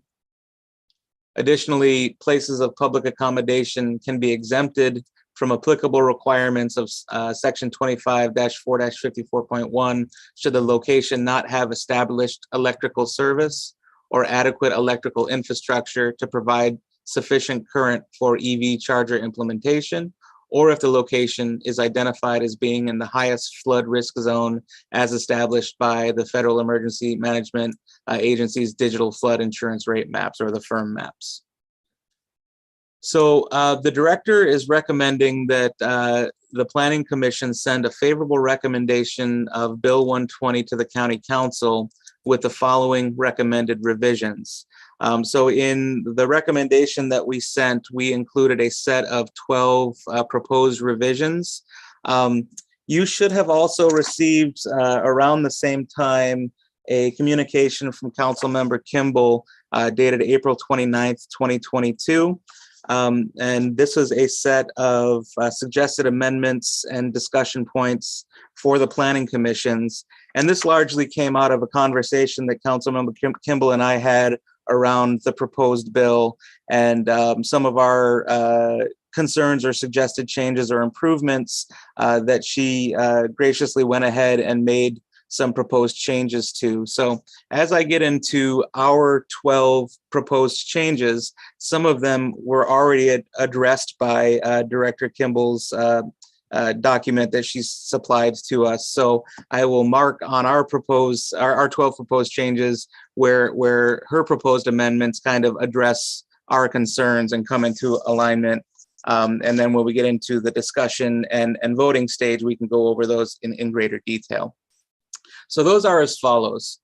Recommendation number 1 from the director is under section 1, purpose, that we suggest to correct the reference to the HRS section from 291-71 to 291-73. The reason for this is it is HRS 291-73 that allows counties to adopt ordinances to enforce the requirements of 291-71. Our second recommendation is under section 24-245.6 penalties. And again, this is to the roads and traffic section of code, is to correct the reference to section 291-71 and delete the closed quote at the end of the word statutes at the end of the sentence. The reason for that is the bill incorrectly references HRS section 291-71, which does not make mention to any fine schedule. The correct reference should be 291-72. The closed quote after the word statutes at the end of the sentence is likely a typo. So in this case, if you look at the document that Councilmember Kimball sent, under her section 2B of that document, she proposed amendments to address this recommendation to make the changes that the director is recommending. So the director agrees with the proposed amendment and recommends that the commission adopt this change. Under director's recommendation number 3, section 3 definitions, consider changing the term networked charger to match what's in the body of the bill. The reason for this is the term specifically as presented, that's networked charger, is not used anywhere in the body of the bill. The word networked is used 4 times, and the term network capable is used in the definition of direct current fast charger. So the director suggested to consider expanding the term networked charger to include those alternative references. However, in section 2C of Councilmember Kimball's proposed amendments, she addresses this recommendation by shortening the term to the word networked, and that would kind of similarly solve that situation. The director agrees with this proposed amendment and recommends adopting that the commission adopt this change. Recommendation number 4. Under section 25-4-54.1A, and this again is in the zoning code, that the bill should clarify the size or type of parking spaces required to be considered a dedicated electric vehicle parking space under the requirements of the bill. The reason for that is the zoning code allows for different types of parking stalls for compliance with our parking requirements. For example, there's a possibility of compact parking stalls, which will likely not work for an EV charging station. So we director recommended that that the county council consider adding the qualifier full size or provide specific minimum dimensions required for a dedicated electric vehicle stall. In her proposed amendments in section 1A, it was addressed by recommending adding the qualifier standard size for the type of required parking space. The director agrees with this proposed amendment and recommends adopting this change to send up to the county council. Furthermore, the director recommends the standard size qualifier be added to Councilmember Kimball's proposed amendment under section 1B, which we'll talk about next.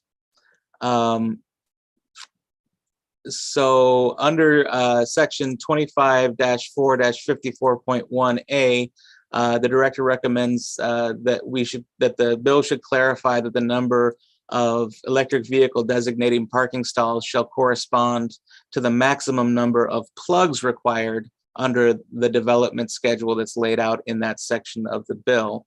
The reason for this is the section is unclear as it is currently written, that each required plug needs to correspond with the number of dedicated parking stalls.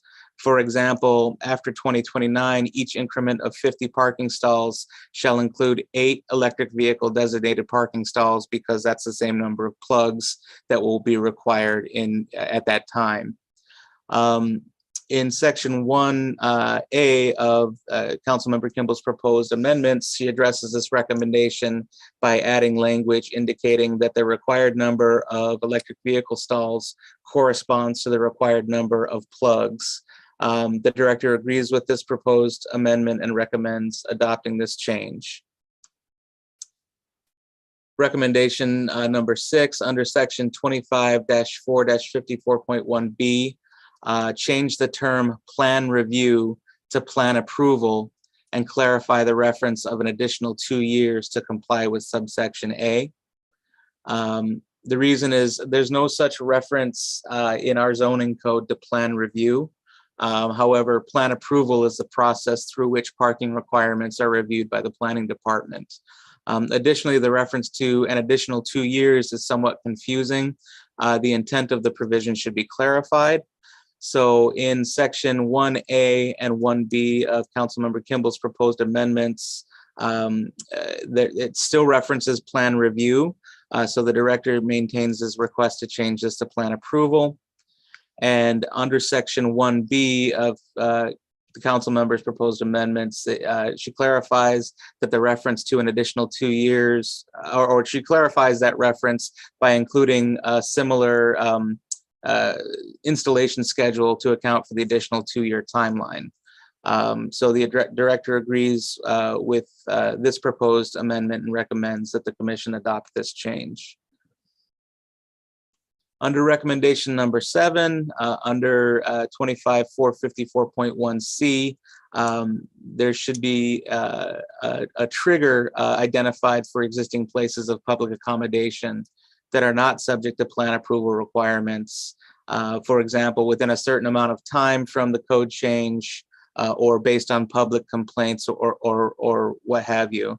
The reason is the requirement for existing places of public accommodation that are not subject to plan approval to comply with the requirements of state law has no timed compliance trigger or other enforcement mechanism. So it's unclear how existing places of public accommodation meeting that size criteria will come into compliance. So the director's recommendation is to add some language on how that those places will come into compliance. Recommendation number 8 is to clarify the apparent conflict between the number of parking stalls required for each EV charger versus each plug on an EV charger. We talked about this a little bit before, but there's another section of the code where there's a disconnect or a conflict. So the recommendation here is to clarify that. So under section 25-4-54.1A, it appears that the number of dedicated parking stalls corresponds to the number of plugs available, and that's what Councilmember Kimball's change actually proposes. However, there's another section of the bill, 25-4-54.1E, that requires a dedicated parking stall for all chargers, which can include several plugs. So the director is recommending that subsection E be amended to match the proposed changes to subsection A, that require the number of dedicated parking stalls match the number of required plugs.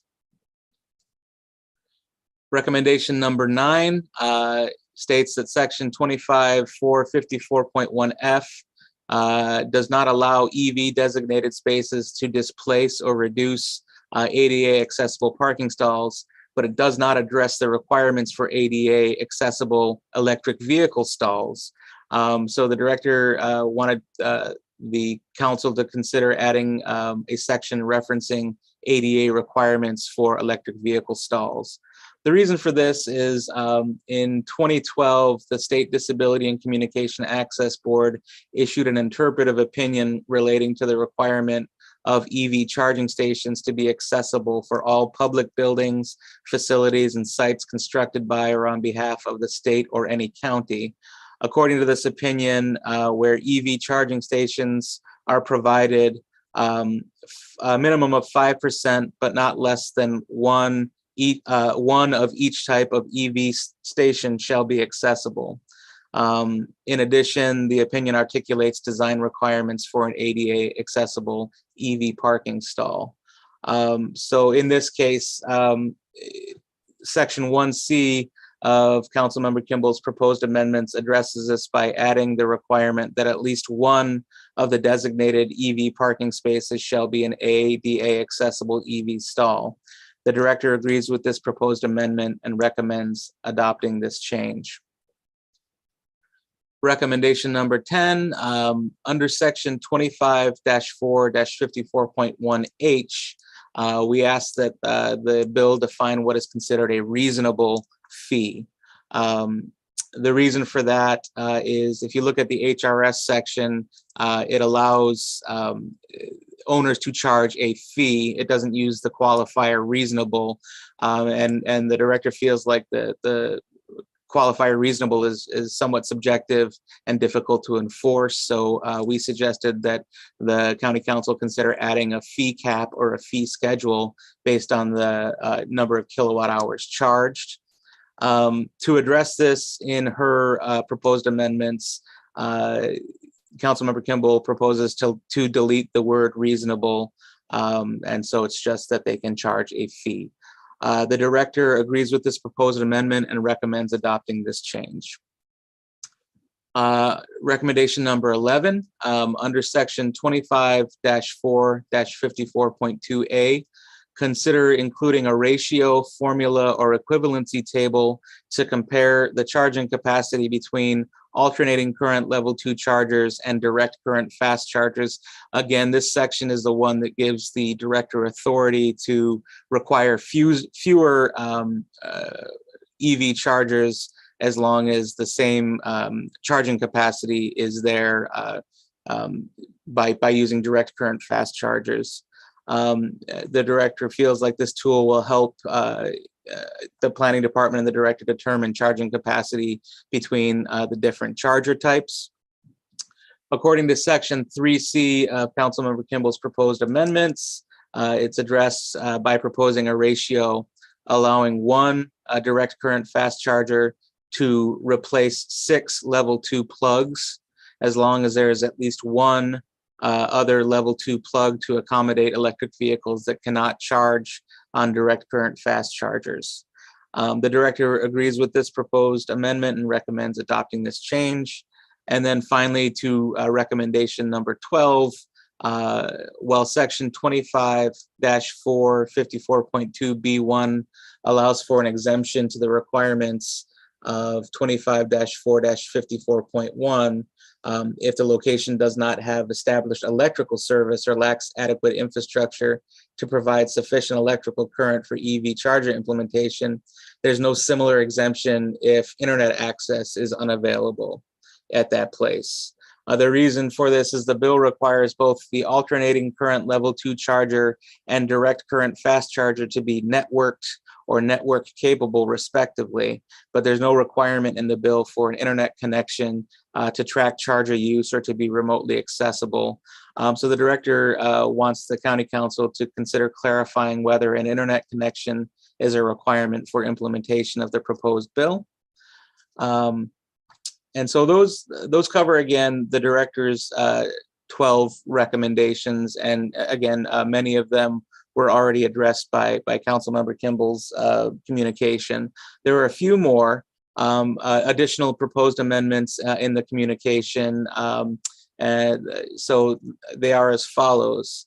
The Councilmember proposes to delete section 25-4-54.1G, which states that every parking facility that meets the size criteria must comply with the requirements of this section regardless of ownership, except as otherwise provided in section 25-4-54.2, which is the exemption section. The reason for this is this section contradicts the aggregation privilege provided in HRS 291-71. And what that aggregation privilege does is it allows owners of multiple parking facilities within the state to designate and electrify fewer parking spaces than required in one or more of their owned properties, provided that the scheduled requirement is met for the total number of aggregate spaces on all their owned properties. So think University of Hawaii, that's a statewide system. If they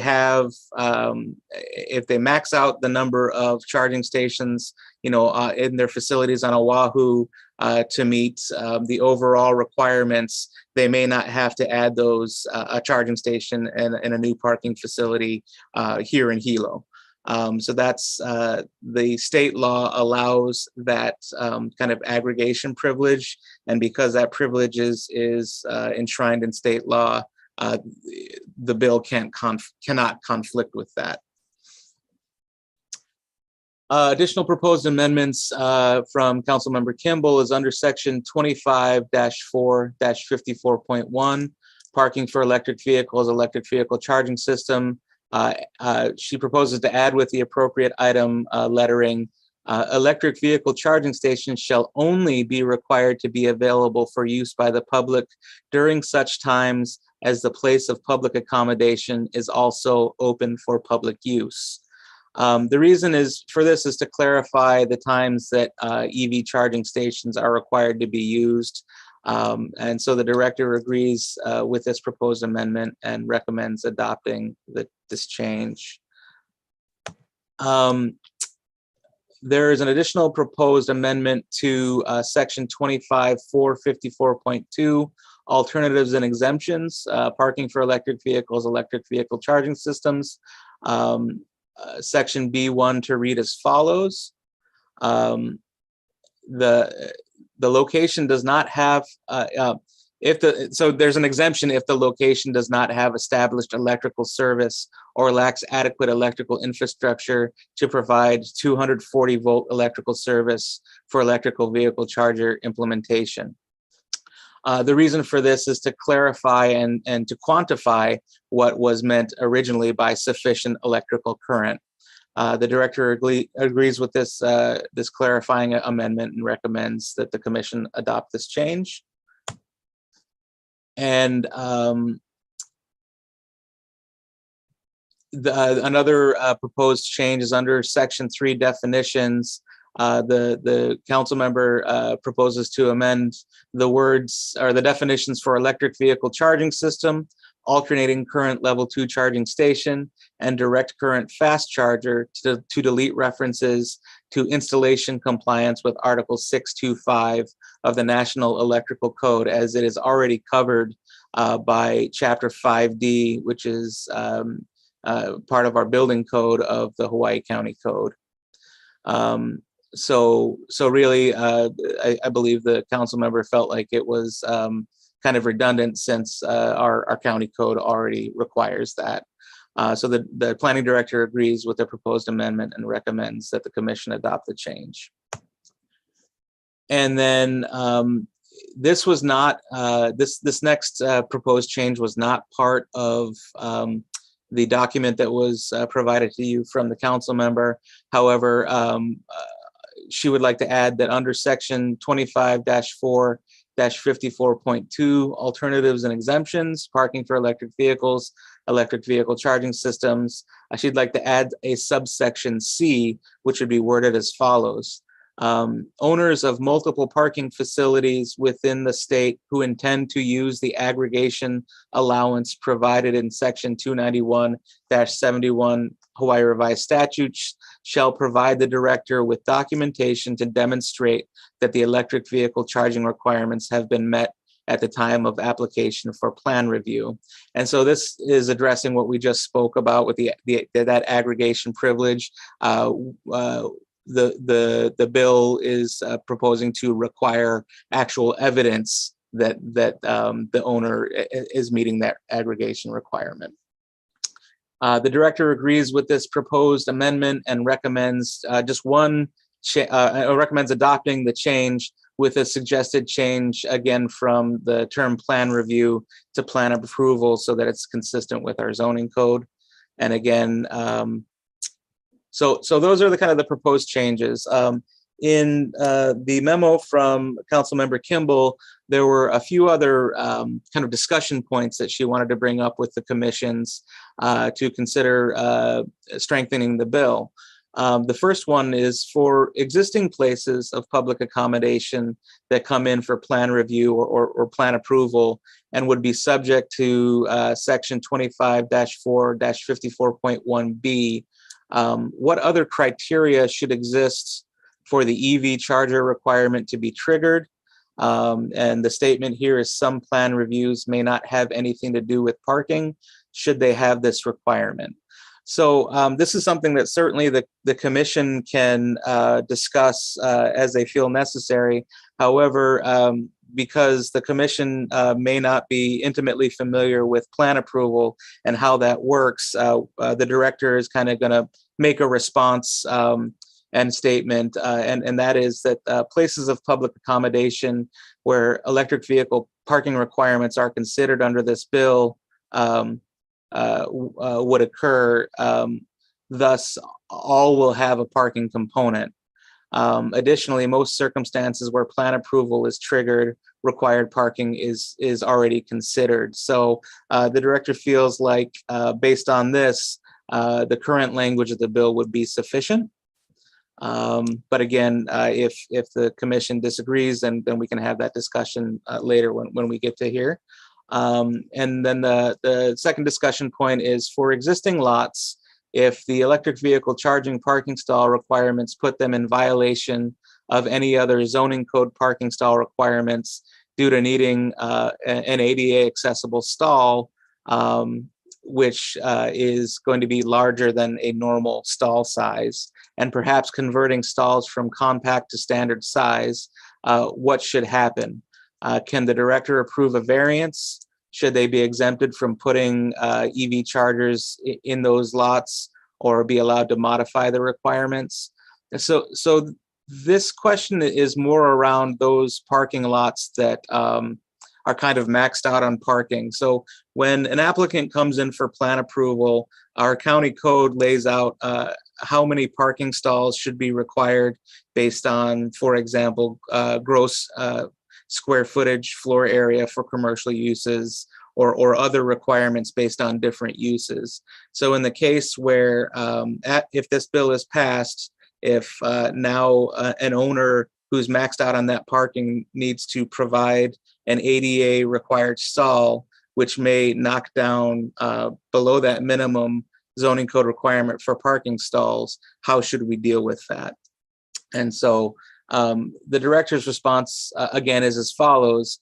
Well, the director does have the authority to grant a variance from the requirements of the zoning code. The department would prefer that adoption of a new ordinance would not create a non-conforming circumstance that would require a variance. Instead, the director recommends that the bill include language to allow a maximum number or percentage of, that should say parking stalls, not lots, that can be converted to accommodate ADA compliant EV parking stalls, even if it does reduce the overall number of stalls that would otherwise be required by the zoning code. So really here, if there was language in the bill, which would be adopted as part of the zoning code, it would essentially allow for a certain number or percentage grace to allow for that possibility of having to convert existing stalls to ADA stalls. So I know that was a lot of information, and again, we can get into each of the proposed recommendations later on, but right now, Councilmember Kimball and Mr. Marin have been graciously made their time available to provide some more information on the context of the bill and the reason for it. So she's asked to provide a presentation, and then from there, when we get into the discussion, or really the next steps are, the planning commissions may approve all, some, or none of the director's suggested recommendations. And this includes kind of the updated recommendations based on the proposed changes from the council member. The commissions may also offer their own revisions to the bill. And ultimately, both the Windward and Leeward Planning Commission's recommendations will be forwarded separately but at the same time to the county council for their consideration and decision. So in 2 weeks, we'll be having this same presentation and discussion with the Leeward Planning Commission. And once we've got recommendations from both bodies, we'll package those and send those up to the county council for consideration on Bill 120. With that, I will end my presentation here and happy to answer any questions either now or when appropriate. Thank you for that presentation, Mr. K. That was a lot of information. Thank you very much. So at this point, I would like to call Councilwoman Kimball and Mr. Marin on, but I do have to swear you in. How about we take your presentation first, and then we can take it to the commissioners for questions. So can you two please raise your right hand so I can swear you in? Do you swear or affirm to tell the truth on this matter now before the Windward Planning Commission? I do. I do. Okay. So before you speak, just please state your name and the town you live in. So go ahead. Thank you. Good morning. My name is Heather Kimball. I am the council member from District 1, and I live in Papaico. I just want to say mahalo to you, Chair Au, and all the members of the commission for joining me in the sausage making, which is what we're doing today. I'm not sure if any of you have ever had the opportunity to go through legislation like this, but as you can see, it's an evolution, and I'm grateful for your time today to help us improve the language of the bill and just bring more thoughts, more ideas to the concept. And before I go into it a little more, Dean, I just wanted to say mahalo to you and for all your service and leadership with the commission. I'm sure you'll be greatly missed here. So I just wanted to take a moment. What we're going to do, I'm just going to give a little context here about the bill. I'm not going to go into the nitty gritty, as Christian just did an amazing job of going over all of the language. Thank you, Christian. It's been a pleasure to work with you. And then I'm going to pass it over to Noelle Marin, who is here from the Big Island Electric Vehicle Association, to give us just a little bit of the lay of the land in terms of what the market is like right now for EVs, what the charging situation is, and in particular, which I think will be of interest to you folks, what are the opportunities for businesses to find funding to implement this program? So starting off, this obviously adoption of electric vehicles is in part about reducing emissions, clean air, and getting us off fossil fuel. So it is an environmental bill. However, for me, the reason that I chose to move forward with introducing this and enforcing the HRS is it's really about equity. In order to be able to take advantage of the lower cost of ownership of electric vehicles, which is, you're not paying for gas every week, and you're not paying for maintenance fees for oil changes, for changes to carburetors, things like that. In order to take advantage of that, lower and moderate income folks that don't have the opportunity to put chargers at their residence need places of public accommodation to make sure that they're able to use these vehicles and to get around. The market for electric vehicles is changing. It used to be kind of a luxury item. As Noelle will talk about, the cost of an EV sedan now is almost equivalent to a fuel, an ICE vehicle, internal combustion engine vehicle. And then, like I said, the cost of ownership over the lifetime brings the cost of ownership down significantly. In addition to just creating these places of public charging in compliance with the HRS, let me just remind you that the HRS already establishes this rule and then just gave us in 2021, us being the counties, the ability to enforce this rule. We made some modifications because we're the Big Island, and due to our geography, people just have to drive more to get to school, to get to work, to get to the doctor's office. And so the ratio of one charger per 100 stalls just didn't seem appropriate for the level of use that would be necessary to really make EV adoption in Hawaii County accessible to all.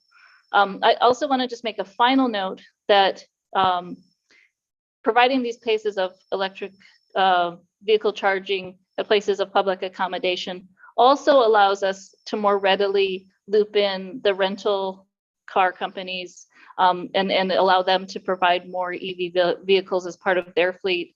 So the visitors coming to our island are also reducing emissions, helping the environment along with our residents. With that, I will pass it over to Noelle to give, again, just a little bit of a lay of the land, and then I'm happy to answer any questions about the content of the bill after that presentation. So Noelle, over to you. Thank you very much, Heather. Good morning, commissioners, ladies and gentlemen. My name is Noelle Marin. I'm a resident of Hilo, and I've been involved in electric vehicle advocacy for about a decade. I lead Big Island EV as well as Hawaii EV. And I'll be sharing information about electric cars and electric vehicle charging for maybe the next 10 minutes or so, and it will also be available for questions. I'd like to be able to share my screen here. Let's see. I hope you can see that. Let me just take this off to the side. Okay. You're able to see it, right? The screen? Yes, we've got it, Noelle. Thank you. Okay. So let me start off by just indicating that electric cars are just one component of our solution for sustainable transportation. We need to reduce the need for passenger cars to begin with. And there are many different ways to do that: mass transit, bicycles, shared mobility, et cetera. These are all really important. And it's really important because it's almost like an impossible task to expect that all of the 1 million cars, in the state, or 185,000 cars on Hawaii Island, that will be able to overnight transform these into electric. So this is really important. The other thing is optimizing transportation efficiency. And this is a really easy thing to do. It's really about public education and changing habits so that we can be a bit more less wasteful, I should say, about our transportation patterns. So trip planning, carpooling, even just making sure your tires are properly inflated will do a lot to save on transportation dollars. And of course, if we're not saying that we need to go do away with the car, the passenger car. There will be a need for that, especially here. And our recommendation is that if we must drive a car, let it be an electric car. And I'd like to share the reasons for that. As Heather mentioned earlier, the key reason is our ability to immediately contribute to climate action. And as you know, transportation emissions are a big contributor to global warming and climate change, right, which we're all experiencing. Importantly, ground transportation contributes to air pollution, local air pollution, and the consequential health issues. And then it keeps us addicted to fossil fuels. I'm sure you may know that a lot of the fossil fuel that we import comes from countries like Libya and until recently, Russia. So our dependence on fossil fuels also contributes to this energy security risk that we all should be concerned about. And then lastly, there's a impact to cost of living. There's a lot of price volatility associated with fossil fuels as we see these days. And it doesn't help that traditional vehicles, gas vehicles, are very inefficient. And I'll expound on that in a moment here. So why EVs? Let's zoom in. And I think this dovetails nicely, Heather, with your focus on equity.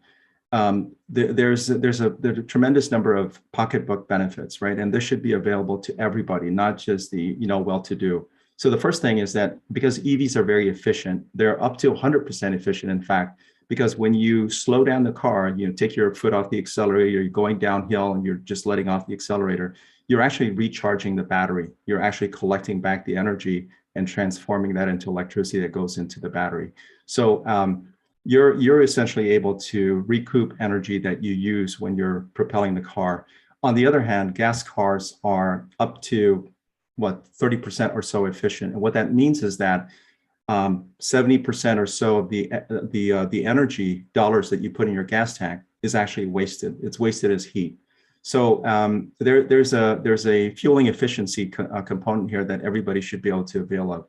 The other thing that is important is that they're easier to maintain. I've owned an EV since 2011, and one of the cars we have, the original brake pads are still on the car, right? Because you rarely use the brakes. No fuel, no oil changes, as Heather mentioned earlier. The cost of ownership, total cost of ownership is actually very low compared to a regular gas car. There was a Consumer Reports study that was published recently, and it showed that the average savings over the lifetime of an EV is around $4,600. So again, that is fueling and that's maintenance savings. And again, everybody should be able to avail of that. The other thing I want to highlight here is affordability, right? It used to be that to be able to afford an EV, you needed to be, high income. It had to be, it was something for the wealthy. That's quickly changed. There are so many different EVs now. They're long range, over 150 miles per charge, and they're accessible to everybody. The point is I'm trying to make is that with competition, with economies of scale, with policy pressures to decarbonize, and also consumer demand, you have a lot of companies now that are stepping up and producing the cars, and the prices are coming down. And then lastly, utility. So there are a number of, it used to be just sedans, and now you have EVs of all forms, all shapes and sizes. And I predict that once the trucks land here, like the Ford F-150 and the Rivian, we're going to see a lot more people getting behind the wheel of electric cars.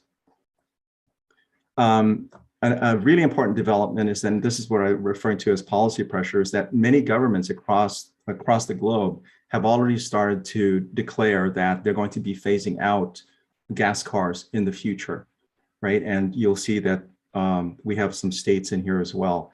So what this is saying is that it's actually a message to manufacturers and consumers that at some point it's going to be very difficult to purchase a gas car. And I think it highlights the importance of us to future-proof Hawaii. This slide here just highlights all the different, it could have changed by now, the number of manufacturers that have responded with these commitments to phase out new gas cars in the future. So as you can see, a number of these are really familiar brands. At some point in the future, it's going to be very difficult, if not impossible, to go to a dealer and ask for a gasoline-powered car. So again, this just emphasizes the need for us to look forward and ensure that we're future-proofing our infrastructure and ensuring that our communities, our people will be able to move forward. I'm going to now talk about public charging, and I think that this is one of the top enablers for the equitable adoption of EVs. This slide here just talks about the different types of charging. So level 1 is what you get at home. It's 110. You can plug your car in there, and maybe you get about 40 miles overnight. And some people actually rely on level 1 charging. My mother-in-law owns a Nissan Leaf, and she just relies on this exclusively. Level 2 is 240, and this is what you typically would see, in the public charging space. But you also have this at home if you have access to a 240 outlet or a dryer outlet, for example. And something like this will give you about 20-25 miles of range per hour that you're plugged in. The last one is the DC fast charger, and this was mentioned earlier. This is the quickest and most convenient, and this one will top off or charge most of the battery in about 30 minutes or so. So these are the different types of charging stations. Now, a note on home charging: many of us who own EVs who have access to home charging rely almost exclusively on home chargers, right? If you have a 240 or even a 110, depending on how much you drive, you can actually just plug in when you get home, and when you're ready to go again, your car is charged. It's very, very similar to your mobile phone. However, not everybody has this opportunity. As mentioned already, we have many people who live in apartments, in condos. They rent homes where they can actually modify the charging situation. And in situations like that, they're going to require access to public charging to be able to make the transition, right? If they don't have access to public charging, they're not confident with that, then they're just going to have to continue to rely on their gas vehicles. So it is a key to equitable transition. for transportation. We have quite a few EV chargers on the island already. And you'll see here a number of these level 2s and level 3s. You'll find them all over the place, shopping centers, government offices, businesses, etc. However, one of the challenges, and we've known this for a while, is that some of these, because they haven't been maintained, are just not operational, right? You have some of these chargers that haven't been working for years. So there's clearly a challenge. Now, this is a couple of maps that I got from PlugShare. It kind of highlights the location of the chargers around the island. On the left, you'll see the DC fast chargers. There are 8 of them, I believe.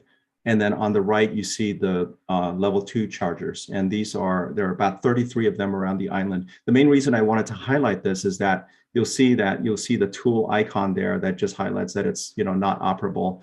But more importantly, there are these gaps, like these deserts, where you just don't have any public charging, right? So if you're, living in Hilo and you need to go to Kona for work or for shopping, and you need to charge and you can't access a charger, that's going to be a no-go for that individual, right? They're going to just opt to not do it or find an alternative way to get there and back. So I just wanted to, again, highlight that this is, as Heather mentioned, this is, it's an environmental issue, it's a planetary issue, it's an economic issue, but there's this big social equity piece that we need to be concerned about. And my hope is that Bill 120 will facilitate this. Now, there is this question. So how do you pay for all this? Like, what does this mean for local businesses? And I wanted to highlight that my view is that this is a win-win. This can be a win-win for local businesses. Hosting an EV charger can actually be a competitive advantage, and it'll hopefully be clear as we go through this. So first, as far as offsetting the costs, there are incentives, and there's another slide for this as well. So there's a Hawaii Energy Commercial Charger Rebate Program that will offset the cost of chargers that are installed. There are also federal tax credits that site owners can take advantage of. And then Hawaii Electric has also special rates that are available for site owners, so they can actually have reduced commercial rates for hosting a charging station. And there are a couple of dockets in front of the PUC. One is especially interesting because it's called a EV Charger Make Ready program, where a site owner can actually avail of the utility coming in and dealing with all the infrastructure up until the point of the charging station. And sometimes that could be very costly. So with that docket hopefully getting passed, the utility will have the opportunity to actually contribute as well to the cost of getting these charging stations installed. Going back to, as far as benefits go, I mean, very clearly, there's the contribution to sustainability, customer loyalty. There's also the opportunity to leverage the fact that when you're a customer and you're plugged in at a store, you tend to linger, right? It's, you'll be there for 30 minutes, 40 minutes, an hour, and you may actually linger more because you're waiting for your car to charge. And there have been studies, there was one that I read about Target, for example, just proving that customers that have EVs that are charging actually linger longer in the store. So there are actually benefits that are associated with having a charging station. The hosts can charge for the energy. It shouldn't be free. I firmly believe it shouldn't be free. So the fee that they charge the EV owner can actually be used to sustain the operation. And there are certain arrangements that can also be made where ads can offset, the placement of ads at the charging stations can offset the cost of the operation. So there are a number of opportunities here for local business owners to offset the cost, but more importantly, taking a look at the net impact is going to be really important because there are also these other financial benefits. I mentioned earlier the commercial charger rebate program. You can find this on their website, hawaiienergy.com. So for a new station, it could be $4,500 per network station. And then for the DC fast charger, it could be $35,000 per network stay.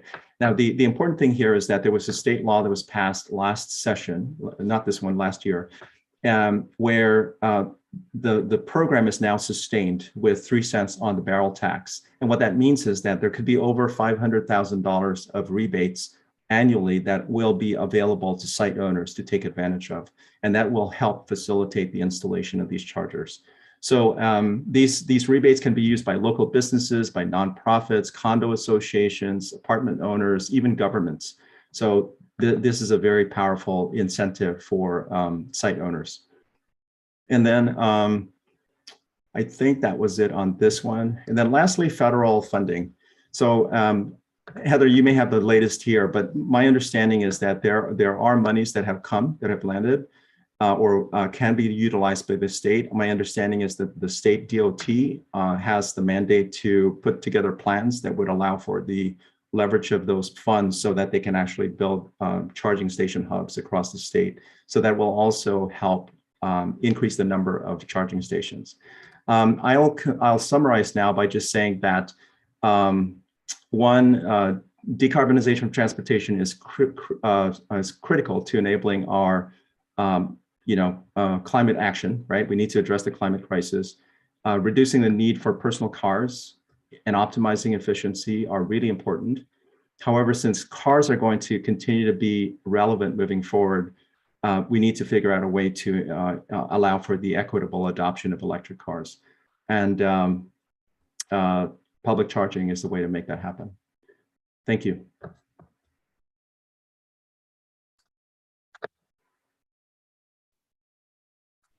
Thank you, Noelle, for that presentation. Thank you, Councilmember Kimball.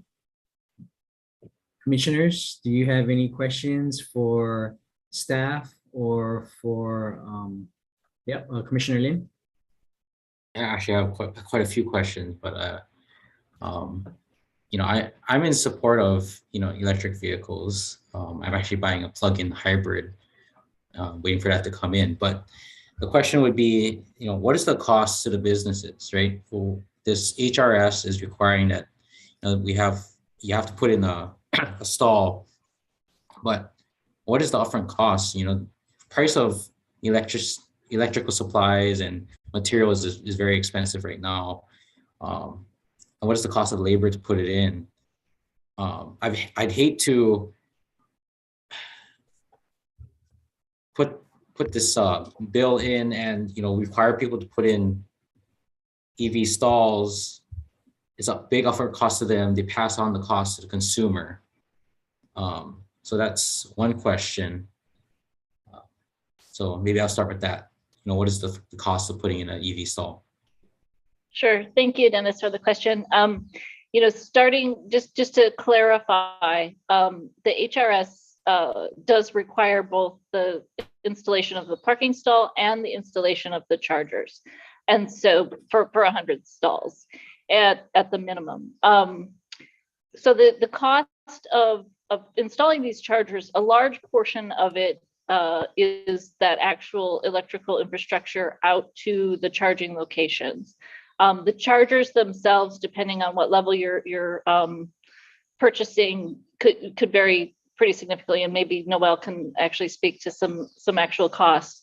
And that is so that's why so the electrical charging infrastructure for new lots is going to have to be there anyway to get to at least the one thing. And then adding the additional chargers becomes less burdensome because you've already got that primary electrical infrastructure. The PUC docket that Noelle mentioned would actually allow HECO to provide that infrastructure for the customers. And we hope that PUC docket is resolved before this actually returns to council for introduction. So a lot of that cost for the infrastructure piece would be that would be developed by the utility. So it can vary depending on how far you need to go from your current electrical service out to the charging locations. There are things that you would have to put in, like the concrete barriers. Labor is highly variable. So, you're looking probably anywhere from 20,000 to 120,000. Noelle, maybe you have better numbers on that, depending on all those different variables in respect to the site. Yeah, the top figure you mentioned is reasonable for a DC fast charger. While the equipment can be around 50,000 or so, when you factor in permitting and all the infrastructure that needs to be put in, it could be well over $100,000. This is why I think the Make Ready program that you mentioned is very much relevant.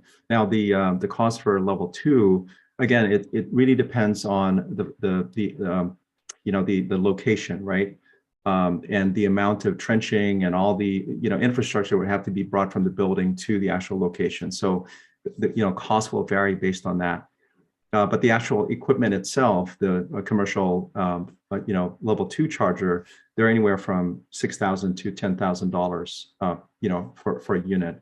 I can get something more precise. I've requested that before and share that with this group. But it can be, so if it's a level 2, you're talking about $20,000 depending on what's already there. In some cases, if you have an existing charging station that just needs to be swapped out, that is minimal cost. If you need to trench quite a bit, then that's another situation. That would be another consideration. Thank you, Noelle and Heather, for trying to answer that question. It's a moving target. Like Commissioner Lin said, the cost of materials are so high. But I appreciate you trying to answer that question. Any other questions? I know each commissioner probably has questions, so maybe we can just stick with one commissioner first. So Commissioner Lin, can you go ahead and ask your questions?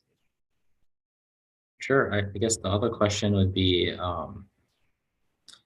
that fee that lot owners would charge, right, at each station. I'm very concerned, I guess, in terms of how much they would charge, right? Because it relates to how many chargers are available to the public right now that have no cost. And then if you're going to implement putting in stalls and chargers that vary in pricing, it comes down to, well, I know that, perhaps KTA or the county building has a charger that I only pay, so much money for. But if I go down to this gas station, I have to pay double that amount. So that comes down to, I think there's one amendment about the fee. So what fee are we, what is reasonable? Yeah, and I should respond initially by saying, if you guys have other amendments or wording changes, that's perfectly acceptable, and we can accommodate those. With respect to we originally had the word reasonable in there, and it did make sense, the director's recommendation, to take that out, because reasonable is not defined anywhere, and that could mean different things to different people. The director's original recommendation had been to set a cap or some other specific amount, which I'm also willing to consider and explore. There may be legal issues with that, and the ability for businesses to conduct themselves. So if that's something that the commission feels is important to set a cap on it, that's definitely something I can research in terms of, would we actually have the jurisdiction or authority to apply something like that? In the interim, my reason for just saying, okay, let's just take reasonable out, is that the market should actually drive the prices to be reasonable, because if you have it too high, nobody's going to go there and utilize that charger. So yeah, that's kind of, it's not a succinct response, but again, we are in the sausage making process, so I'm absolutely willing to take whatever the commission's recommendation is on something like that. Thank you, Ms. Kimball. Because what it relates to is that, if these stalls are now on private property, if these properties are closed to the public at certain hours, what's availability for other people who are, hey, I'm traveling across Saddle Road right now and I have 25% left in my battery. Where do I go to charge? Right, and so that actually speaks to one of the other directors' comments made by the director about the whole networked issue. And while we recognize that there are parts of the island that are network deserts at this point in time, the reason that it's important that these chargers be networked is for the exact reason that you mentioned. If somebody's coming across Saddle, they need to know if a charging location is available. That would be something that they could use one of the apps to identify. That provision that we put in to just, not require gates to be opened so that people could use chargers at facilities that are normally gated during non-business hours was really just in respect to their potential security concerns of leaving a parking lot open to make charging available when there's nobody there to protect this site. So, I think that addressing a couple of issues there about that amendment about not having to keep the thing open, but also that network component so that people will be able to check and make sure that there are chargers available before they make their trip. Noelle, I see you maybe want to chime in on this too. Well, the previous comment or previous question regarding charging rates, there's actually precedent. We have all of the DC fast chargers. They're a fee for use. So there is information there that we can garner and leverage. They're 51 to 61 cents per kilowatt hour. And then the same thing goes for level 2s. It's rare these days to see a free charger. And if it were free, Home Depot used to be free. Well, it was free until their system broke down. And what we're seeing is that these charging stations that are being replaced with network systems, and they're also going to be required, a fee for use.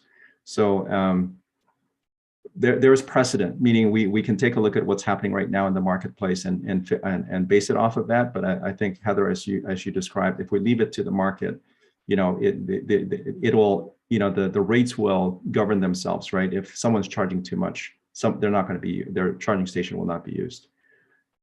Anyway, I just wanted to comment on that we have precedent. Chair, I have one last question. And it comes down to the cost per kilowatt hour.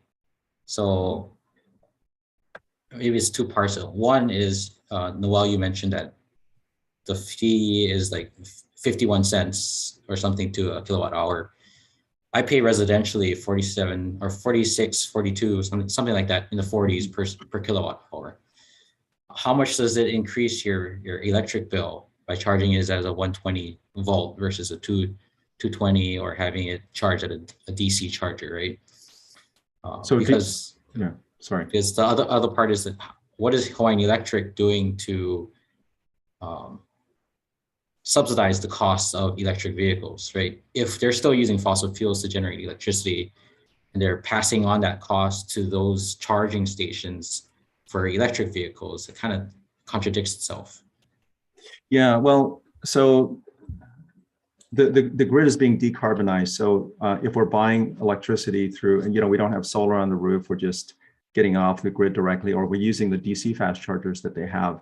Clearly there's still some fossil fuel input into that system, but we're seeing it change over time, right? We're decarbonizing as we go. And it's one of the beauties of the electric car is that it gets cleaner as time passes.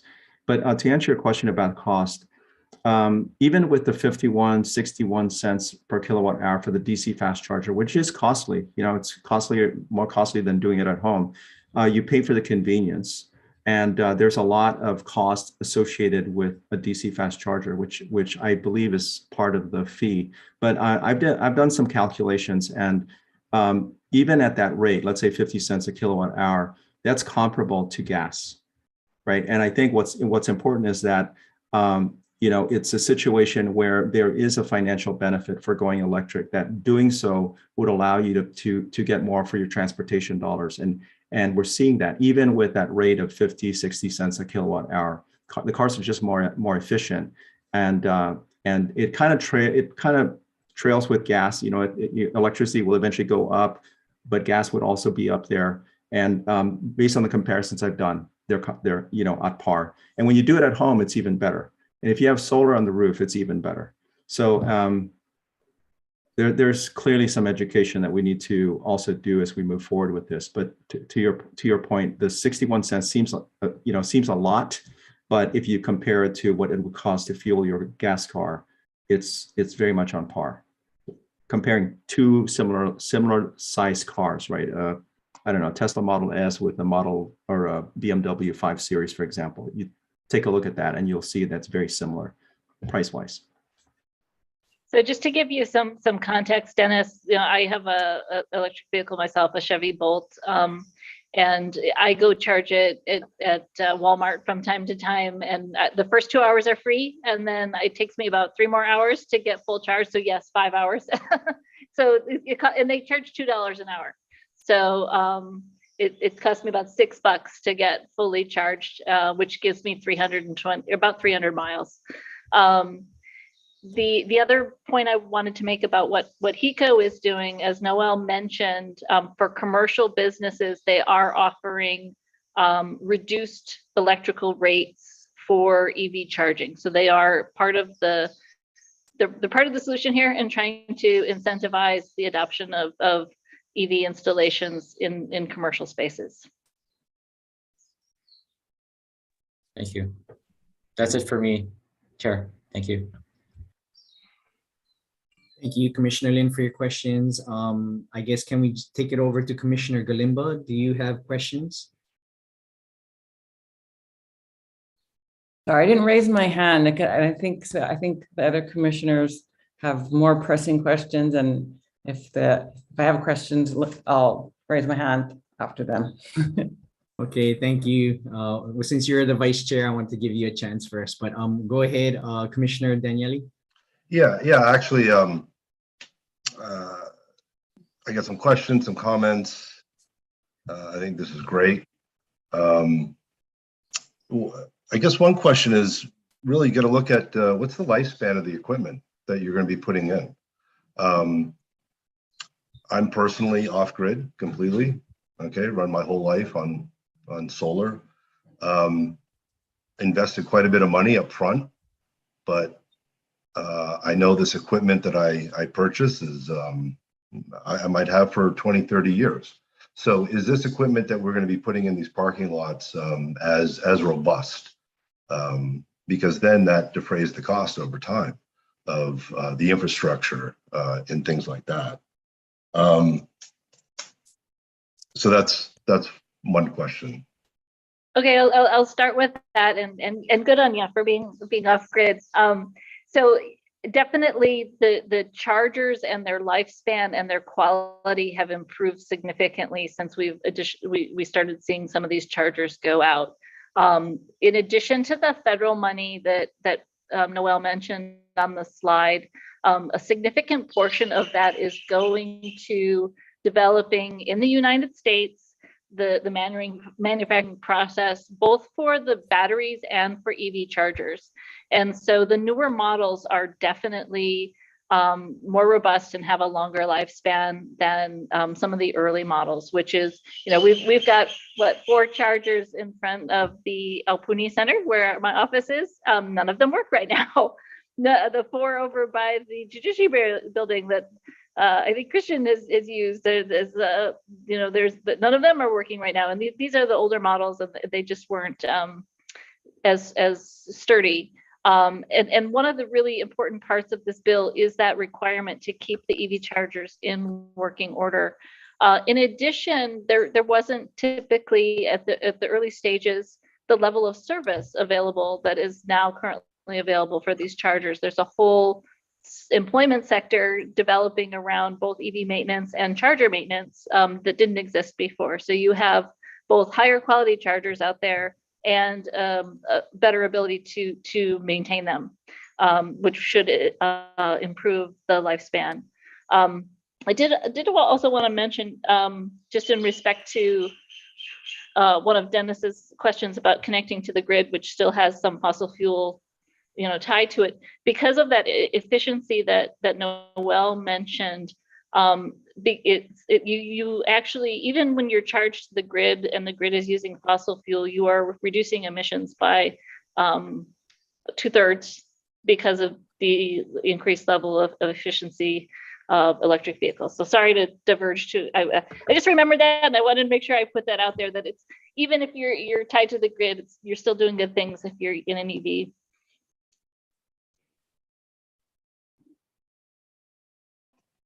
Yeah, great. Thank you. Thank you. Just a couple like observations, I guess. Reading all the public testimony on this, everybody was for this. There was really no one not for this. And I think as a county, I think as a state, I think as a country, we all see where this is heading. There's going to be more and more electric vehicles being in service, certainly over the next 5-10 years. So I think that being very proactive on this is a very good thing.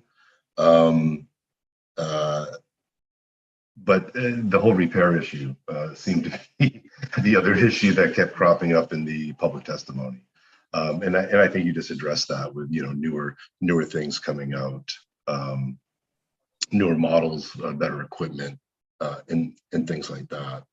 So I would imagine that most folks that have a parking lot with over 100 parking spaces, would be able to absorb, costs associated. Big corporations, let's face it, Target and things like that, would be able to, absorb putting these things in. Excuse me, Commissioner Daniele, can we just stay on track? We're asking questions. So Yeah. We're kind of going into discussion. So Okay. let's questions. Okay. Could you please go over the aggregation thing a little bit? Could you just? Yeah, so this is one of the provisions Thank in the HRS, which allows the owner of multiple parking lots across the state to satisfy their requirement in one location rather than distributing, or a fewer number of locations than distributing across all of their lots. And so the example that Christian gave was right on. University of Hawaii can put all their chargers in at Manoa, and then when they go to develop a new parking lot at UH Hilo, they don't have a requirement because they're using this aggregation provision. I will say that I think the aggregation provision is fundamentally flawed from the standpoint that it is those larger organizations that can actually take advantage of it. And what we see already is that they're putting all of that charging infrastructure in Honolulu, and they're leaving out the neighbor islands. And so, I'm hoping over time that the state may reconsider making that aggregation provision maybe countywide rather than being statewide, just because it puts our neighbor islands at a pretty significant disadvantage. Thank you. That's all that I have right now. Thank you, Commissioner Daniele. Commissioner Bailog, do you have a question or a few questions? I actually had a question pertaining to what percentage of vehicles we have are currently electric vehicles and what that growth looks like and how that can help. Maybe that pertains to that whole aggregation thing as well. Yeah, Noelle, do you have that slide around? I'm looking for it. Okay, if you'll give us a second, I believe Noelle has a slide with the current level of adoption and the rate we've seen and increased adoption over the last few years here. There has been a market uptick in the level of adoption. I'm sure you see it on the streets. You see more of those vehicles around. Do you have another question while we wait for Noelle to find? I can respond. So I have a data slide here. It was from the count from January 2022. But so Hawaii Island, we have 1,272, so 1,272 EVs as of earlier this year, end of January. And we have about 185,000 or so vehicles here. So it's, I don't know, less than 1%. Statewide, we're close to 19,000 electric cars, and we have over 1 million cars in the state. So it's less than 2% for the state. The growth, what we're seeing is, the last I looked, it was like 30% year over year. And so it's climbing, it's accelerating. And if I may share one of the slides that I have here, I can show you that trend. Hang on, let me just do this real quick. So this here is, this again was from January, as a period ending January, and it trends it from January 2006 all the way to earlier this year. And you can see the trajectory of growth. I don't have a track for Hawaii Island, but we see something very similar. When I started with the EVs here, we had like, I don't know, less than about 30 or so back in 2011. So I hope this addresses the question that you had. Yes, it does. Thank you for that information. I guess my other thing is the bill seems or the presentation so far seems very specific to passenger vehicles or personally owned vehicles. And I am wondering about how this will relate to, I mean, you said there's going to be trucks, so I'm assuming there will be commercial vehicle considerations and how that will be addressed.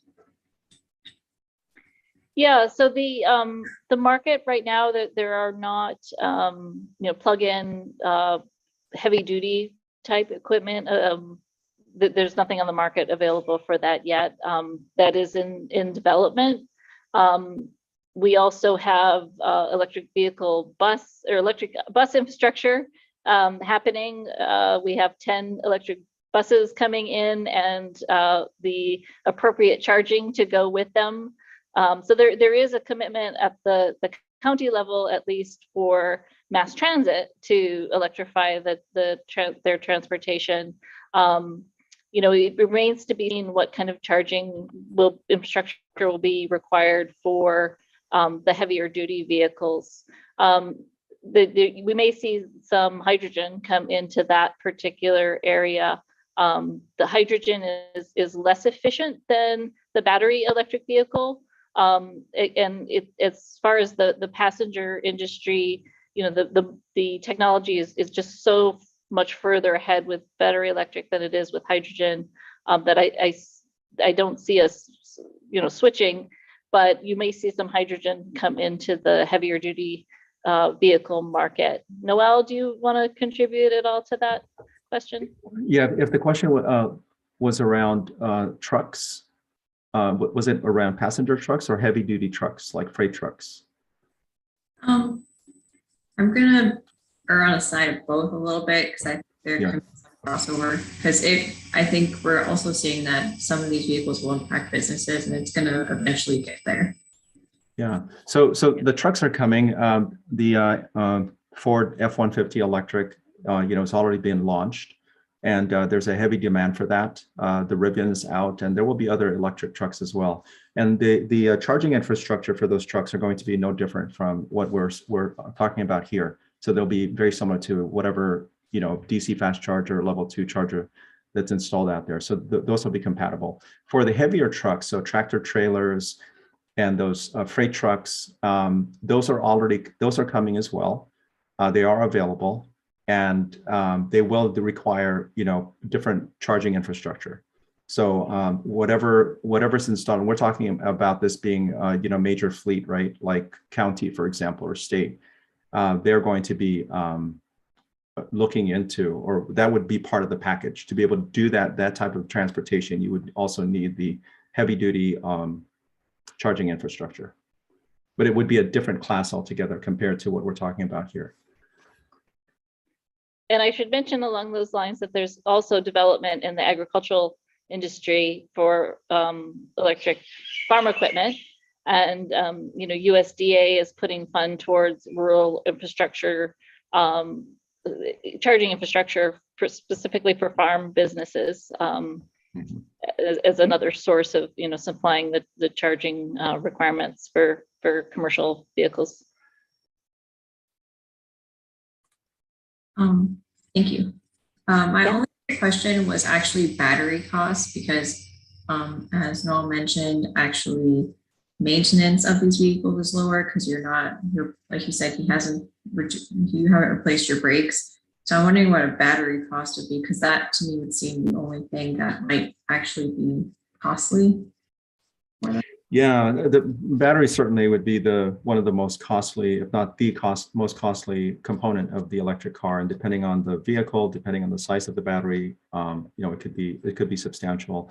They are rated to last. I mean, the warranties are 8 to 10 years. There are electric cars out there with over 100,000, 200,000 miles on the same battery.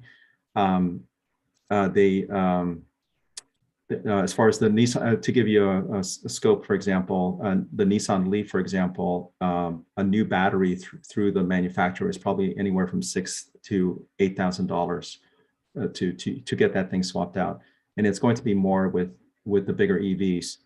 So there is an expectation that they will last a while, and if there is an issue with the batteries, they get replaced during under warranty, and if they're out of warranty, then clearly that could be a costly repair.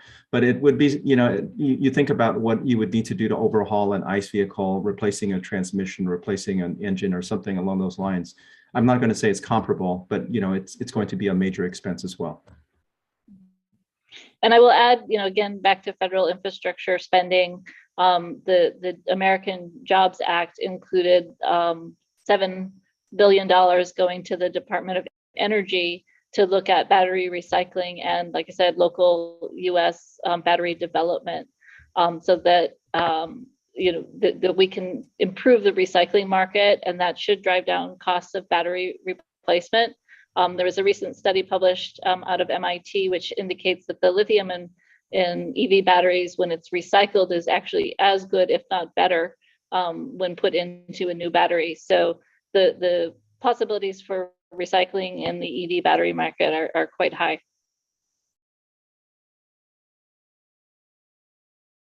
Thank you both. I'm done with questions. Thank you, Commissioner Bailog, for your questions. Commissioner Galimba, you have questions? Yeah, so I just wanted to ask some more of like the process question so I just want to understand. So this already has been passed by the county council once, is that correct? And is now out for recommendation or no, the council voted to send it to you guys. So because this is a revision to the zoning code, chapter 5, it needs to go through the planning commissions. And so our vote was to refer it to the commissions. That actually provides an opportunity to briefly discuss why we're putting it in chapter 25. And the reason for that is, the HRS gave us the ability to adopt an ordinance to enforce these rules that they had already established. By putting it into chapter 25, the zoning code, there's already a whole enforcement mechanism, notice of violation to the director, fines and whatnot, that's established. And so we don't have to reinvent the wheel and create a whole nother enforcement mechanism. We're just kind of piggybacking on the enforcement mechanism that already lives in the zoning code. And that's why the decision was made to put it into this chapter. So follow-up question that I had. So this commission or this department is the only department that's being asked for recommendations that then goes to the county council. Is that correct? Other departments were actually, I should say, so before I even introduced this, I did farm it out to all of the departments for their feedback and comment. That's just kind of the way I operate working on legislation. But in addition, as part of the background from the department, they sent it out for review and feedback from the departments as well. And you can see in your notation, there wasn't anything provided. And if I may, Mr. Chair. Yes, go ahead. Yeah, so this process is very similar to an applicant submitting an application, except it comes from the county council member and it's started up at county council to get that referral.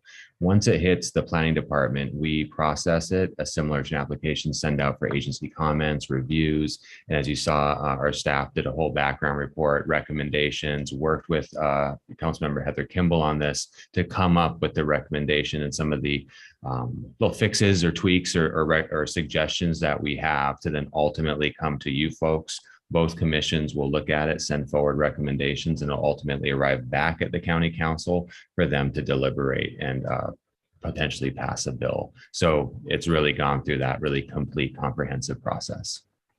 Thank you. Thanks. So some of our recommendations are that the language is unclear or vague. So are we making the clarifications at this level, or are we just sending it up to the county council and asking them to make those changes? So very similar to, say, a rezoning request, at commission here, it can be deliberated, talked about, amended, voted up, favorable or unfavorable or adjusted. It could be deferred to have more time to discuss it and think about it. So this really does give the commissions the opportunity to really opine on it, how you folks feel. And if I may jump in, Mr. Chair, so what we did is we looked at the draft bill to see how it fit within our zoning code and in our standard practices here in the planning department, and then made some suggestions for improvements. Councilmember Kimball and I had some great conversations, so we could express to her some of our concerns and some of the issues or some of the clarifications that we were looking at. And so the outcome of that was her memo that she submitted that you have. And so the reason in the presentation that I went over our 12 recommendations and several of those that were kind of fixed or addressed by Councilmember Kimball's proposed changes were that if you are to adopt the director's recommendations, they would be as amended by Councilmember Kimball's proposed changes as well.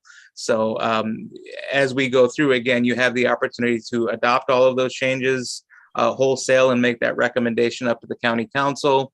You can adopt some of them and not adopt others of them, or you can propose your own amendments to the bill, and all of that again then gets packaged up, both the Windward Commission and the Leeward Commission, and these are just additional pieces of information that go up to the county council for their consideration of the overall consideration of the bill. So with some of the issues that were brought up here, say for instance, like what is the reasonable rate? It's sort of like we say the planning director's recommendations say we should define reasonable. Do we need to define reasonable before we send it up to like 60 cents or whatever, or 20 cents? Right. So this is a situation where in our background and recommendation report, the planning director's recommendation was initially, please further define what reasonable means. Right. And in response, Councilmember Kimball said, well, let's take away that reasonable qualifier. And so the director agrees with that change. And so that's now his kind of new recommendation. And if you agree with that as a commission, you want to send that up, deleting that kind of reasonable language qualifier, then that would go up as kind of your recommendation. And then the discussion we had here about letting the market set that rate would be what they would discuss up at council. Okay, so we can send something up and they can further deal with it and council, right? Yeah, much like a rezone, this is just a recommendation that's coming out of this body, the commissions. Ultimately, the final decision maker on this bill is going to be the county council, as it is a code change. Okay. And if I may, Chair, the recommendations, that memo that was sent to you folks from my office is an official document, an official part of the record. So as you deliberate, you are able to reference it as, you know, we approve the proposed amendment in such and such a memo. So it is official document in that way, and it will go through. So it comes back to the planning committee at the council. So it'll go through the committee hearing. We can continue to massage it based on any recommendations you have today. And then if it passes through the committee, then it will go through the 2 hearings at council as well. Okay, thank you, Commissioner Galimbo, for that question of process. Kind of it clarifies everything. Do you have any more questions, Commissioner Galimbo, before I ask my question? I'm good.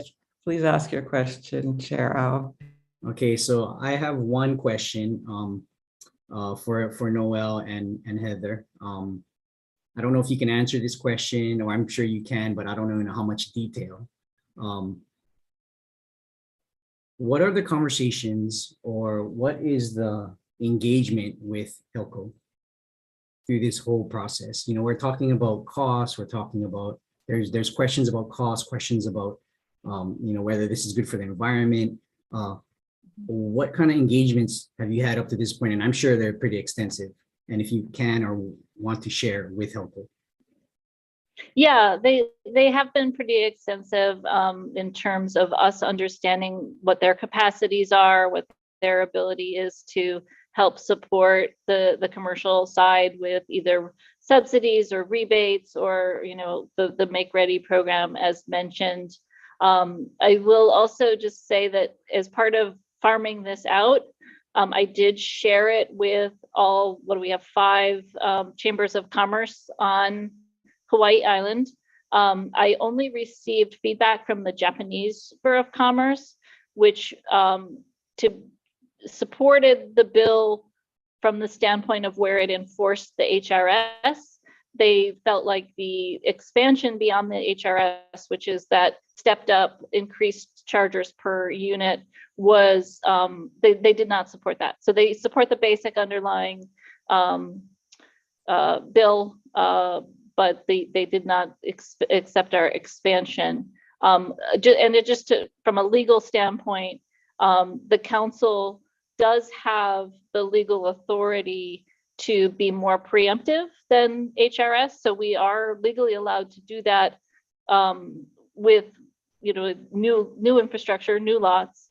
The aggregation provision, that's a privilege provided by the HRS, and the council does not have authority to take away a privilege. And that is why we had to eliminate that one statement from the bill and add that exemption.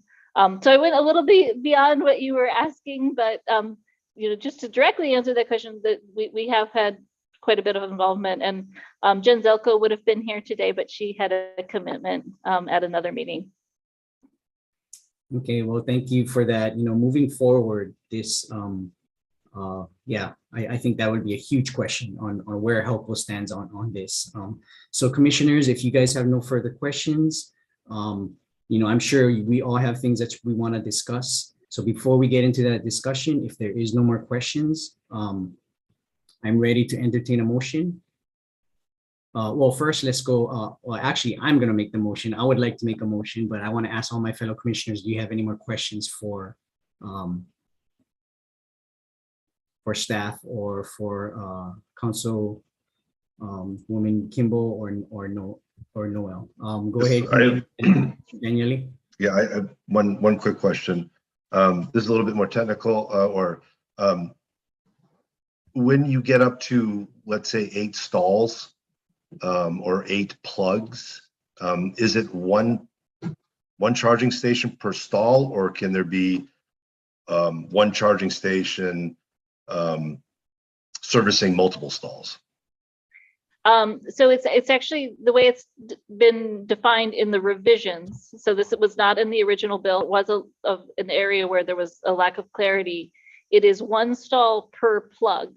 Now, a charger may have multiple plugs. So you may have a scenario where you have a charger that has 4 plugs, and those have got to be able to go out to 4 different stalls. So it's not based on the charger, but it's actually on the plugs. And that was a revision we made for clarity. You know, when you're working on, I've been working on this legislation for probably about 9 months. It's like birthing a child. And when you're so close to something, you everything's crystal clear to you, but then you have other people read it, and then all of a sudden it's like, oh, that's they don't understand that in the same way that I do. So that was one of the revisions suggested by the planning department that we were happy to accommodate to clarify. Thank you. Okay, Commissioner Lin, your question? Yeah, I have one question for the planning department. So how many parking lots would be affected if we implement this this bill? How does that improve the disparity of charging stations across the island? So it's somewhat difficult to say. I don't think I know we as a department haven't gone out and done an analysis of parking facilities island-wide. Many areas, and so that's why the bill itself has provisions for new parking areas, existing parking areas that need to come in for plan approval, and then existing parking areas that don't have a requirement to come in for plan approval. You know, those parking areas at like Prince Cohio Plaza or Target or Walmart, those areas largely already have those chargers and that infrastructure in place. I'm assuming largely because of the change in law back in 2012. And so just to give you an example of a new facility or an existing facility that needs to come in for plan approval, our zoning code says for commercial uses, it's 1 parking stall for every 300 square feet of gross floor area within the structure. So you're looking at that 50 parking stall trigger would be at about 15,000 square feet of gross floor area within the structure. So that kind of give you an idea of size-wise. So yeah, it's a roundabout way of saying we don't know exactly how it's going to impact, other than to say that this at least provides some guidance on what to do in those situations where it's new, existing with the possibility or the kind of the catch or the trigger at plan approval, and then for those that don't need to come in for plan approval. So for instance, Prince Cohio Plaza, they've already gotten plan approval when they built the original mall, the existing mall. So all that parking that was required was based on the PA that was required then.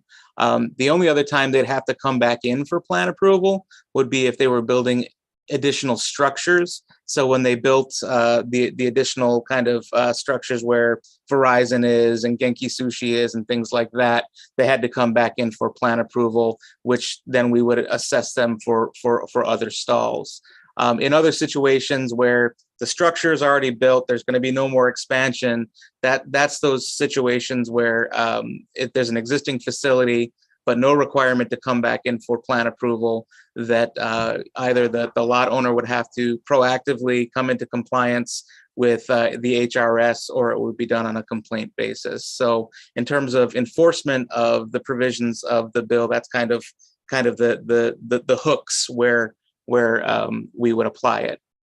Yeah, thank you, Christian, because my concern would be like, if we implement this and there's not that many parking lots that have that requirement, you might not actually increase the availability of charging stations on the island. Like if you're down in Pahala, how many places in Pahala have more than 50 to 100 parking stalls, right? Or if you're up in Kohala, Papa'ao or Kapa'ao or whatever that location is, right? You're not going to have that many parking stalls up there either. So how do we think about that when we're looking at this bill, right? Because we could be looking at existing parking lots like KTA or Target or Safeway, but if in smaller areas where you only have like 10 parking stalls, but you don't have any chargers in that location, what do you do then? I mean, so I'm sorry, go ahead.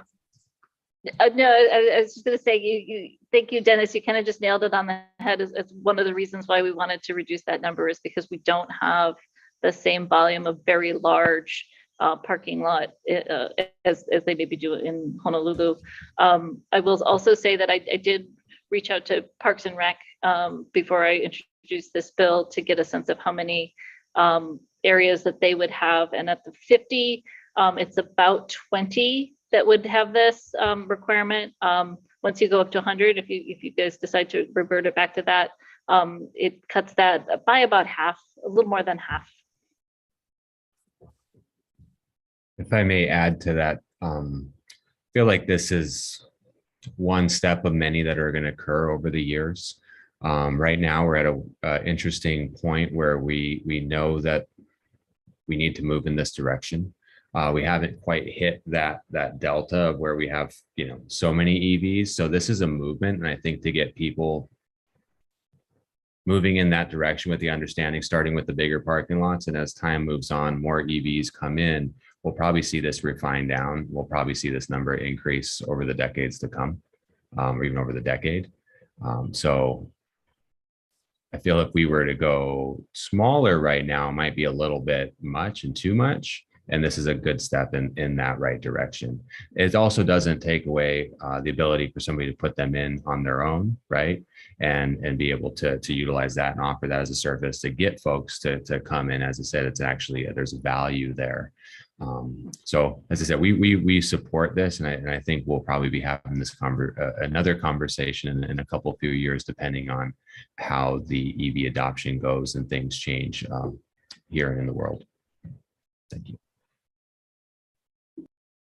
Yeah, Punaluu Bakery actually has one, just to draw people in, because they know that's one of the few spots that people can stop and charge down there.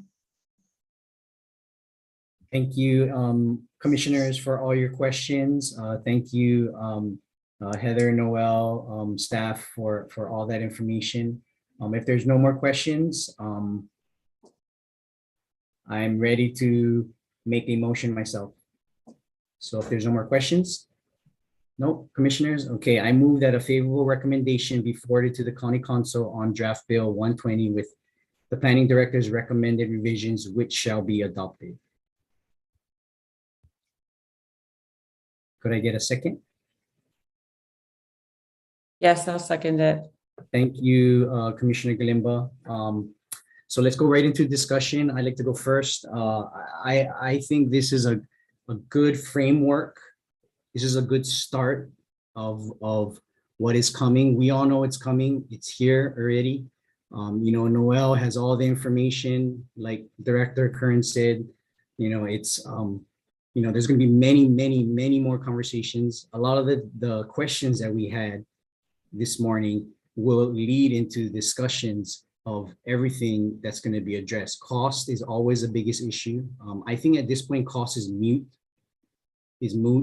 because we don't know what's going to happen, right? The federal government might make laws, and we cannot control what the federal government does, which will reduce costs for developers.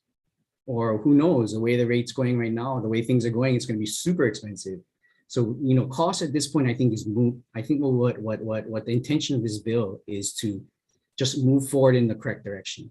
And the issue of cost will be addressed through the next many phases. It's good to think about it, but we really don't know what's going to happen. Yeah, we really don't know what's going to happen with cost. And but that's just my comments for discussions. I would love to hear from other commissioners.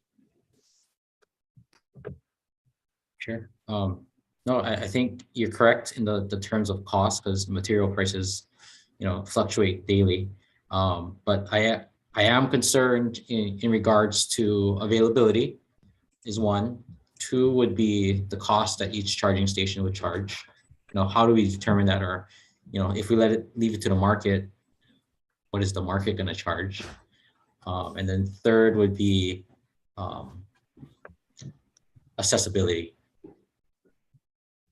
Right. If it's on private, like I said, if it's on private parking lots, how do people get access to it? But I do believe this is a great effort.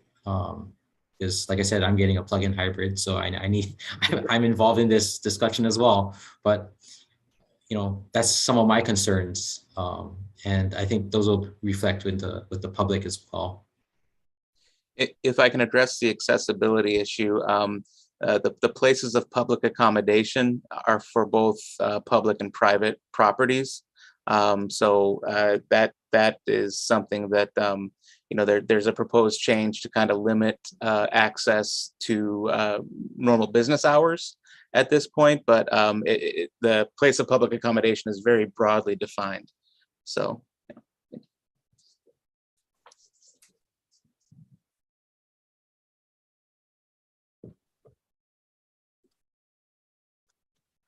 Fellow commissioners, would you like to share any comments that you guys may have?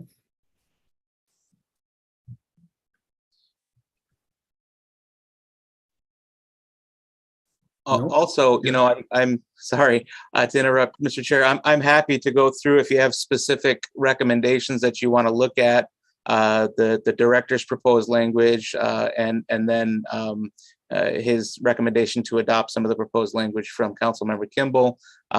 Providing that as an opportunity if you had specific questions about anything. I can share the screen again. It seemed to me that there was, sorry, I just went, but it seems that they largely were in agreement. If there's a place where they were not in agreement, could you highlight that? I think for the most part, the conversation was good, and all of the situations where where Councilmember Kimball's proposed changes addressed one of our conditions, the director has largely agreed with them and recommends adopting them with those changes. In some cases, there's other caveats like please change plan review to plan approval or something like that. And then the other situation, I think there were 5 or maybe 4 that weren't addressed in the memo that would still like to send up with just kind of have the commission send up as part of their recommendation. And then there were a few more in here that were just cleaning up the bill, like putting the requirement that if they're using the aggregation privilege to have that be stated as part of their plan approval when they come in for plan approval, those types of things. So yeah, I don't think, and Heather, please correct me if I'm wrong, that there were too many situations where we were not in agreement to changes, and I think Councilmember Kimball's done a great job of being open-minded and trying to kind of tweak this in such a way where it's palatable and acceptable. Yeah, I think all of the recommendations and then the proposed amendments that I put forth, the director agreed with the exception that I got confused whether Christian told me I needed to change everything to plan review or everything to plan approval, and I did it backwards. So I just need to go back the other way. And even now, what am I supposed to do, Christian? Make it plan approval. Yes.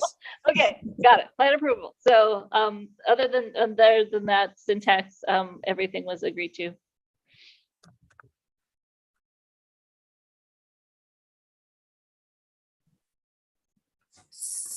So in order for the memo to go up and be official, do we need to add that onto our recommendation? No, it's already been recorded with the clerk as an official document. Yeah. All right. And as part of our action letter, depending on how this vote goes, it's going up as a favorable recommendation as recommended by the director. And the reason I put in the situations here where the changes that Councilmember Kimball made were amenable to the director is so that you can send that all up as a package, and our action letter will correctly reflect that.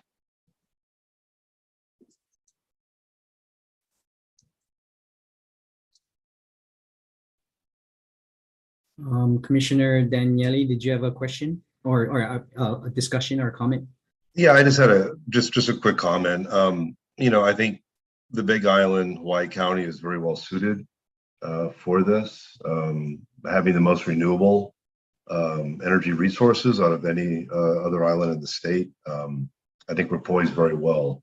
I know more renewable energy is coming online, And I think this would be a great benefit overall.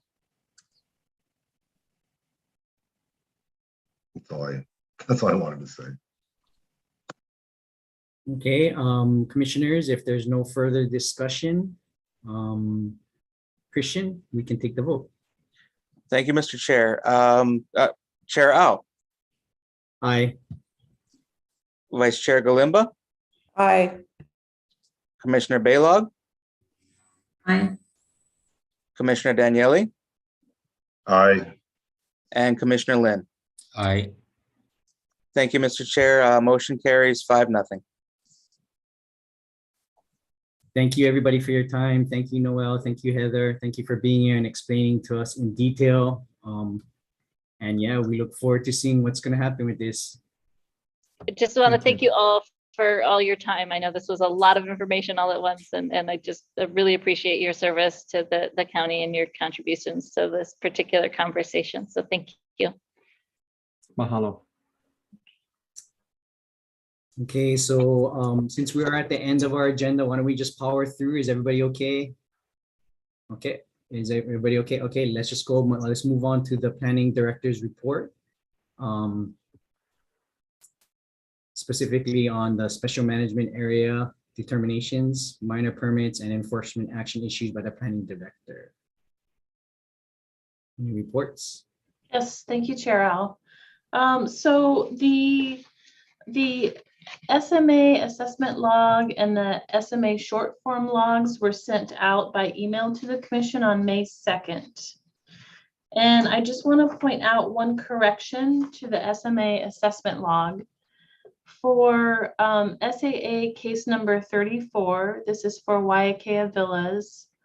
The log incorrectly shows a valuation of $573,000.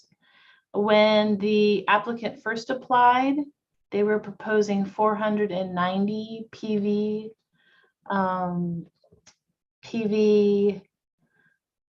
systems, and they reduced that quantity to 378. And so the valuation reduced to $442,260. And the SMA assessment log was not corrected to reflect that change in valuation. This is going to be reflected in your log next month. We will make that correction. And then that is all I have to report on the log. I do just want to speak a little bit to the public testimony that was presented today. You had a few testifiers come in and speak to a project that we are currently reviewing in Pepacao. This is also an SMA assessment that was applied for about 2 years ago. It's been on hold because we have asked for additional information from the applicant. We've asked for an updated survey plan, and it's taken some time to get that information. Since then, the applicant has actually removed a structure and removed fencing out of the public access easement. And so we will be closing out that action shortly. And that will be also reflected in the next month's log. I'd be happy to answer any other questions you might have about SMA approvals that the director has issued. Commissioners, do you have any questions for staff regarding SMA determinations or permits or enforcement action items? Commissioner Galimba, question? Thank you. So I just wanted to be clear on that. So the photos that I think it was Claudia Roars sent in, is that no longer, that gate in that situation, is that no longer the case? Or do you have any sort of updates on that particularly? I have planner Alex Roy here. He can correct me if I'm wrong or add to this, but my understanding is the gate is still there. but that the fencing in the public access easement has been removed. The gate is outside of the SMA, but it is preventing vehicular access down to a vehicular parking lot easement. We do have some question about the easement that the gate is on, because according to our records, that easement is for pedestrian access only. So we're trying to determine, we're taking some time to try to determine how a pedestrian easement was created down to a vehicular access parking lot. And so that's something we've been working on. It's not resolved. That's why this case is still open.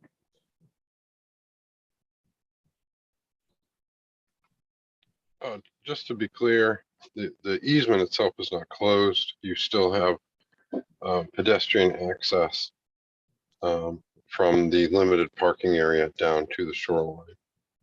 So the gate is further up, closer to the Hohonua entrance, and that seems to be an issue. So we're working to resolve with the landowner. Unfortunately, when the easement was created, it doesn't seem to be clear. In fact, unfortunately, I'm having computer issues. I would share the grant of easement. The easement number is actually easement number 7, and suspiciously, that number 7 easement is not listed. It skips right from 6 to 8 in the easement document. So it seems to be created after the fact. And then there's a reference to a 7B. And again, there's no description of that. One of the issues is the parking area, which is part of the easement document, was never established and is considered to be unsafe. So having cars, the public, tourists going down there and parking at the shoreline would be unsafe. So we were just thinking to move that parking area just slightly Mauka, but more Makai of where it is currently. But it's kind of a mess as far as what was deeded, and so we're trying to resolve that with the landowner and work to maintain that access to make sure that there's adequate parking and that the access remains open for all to enjoy.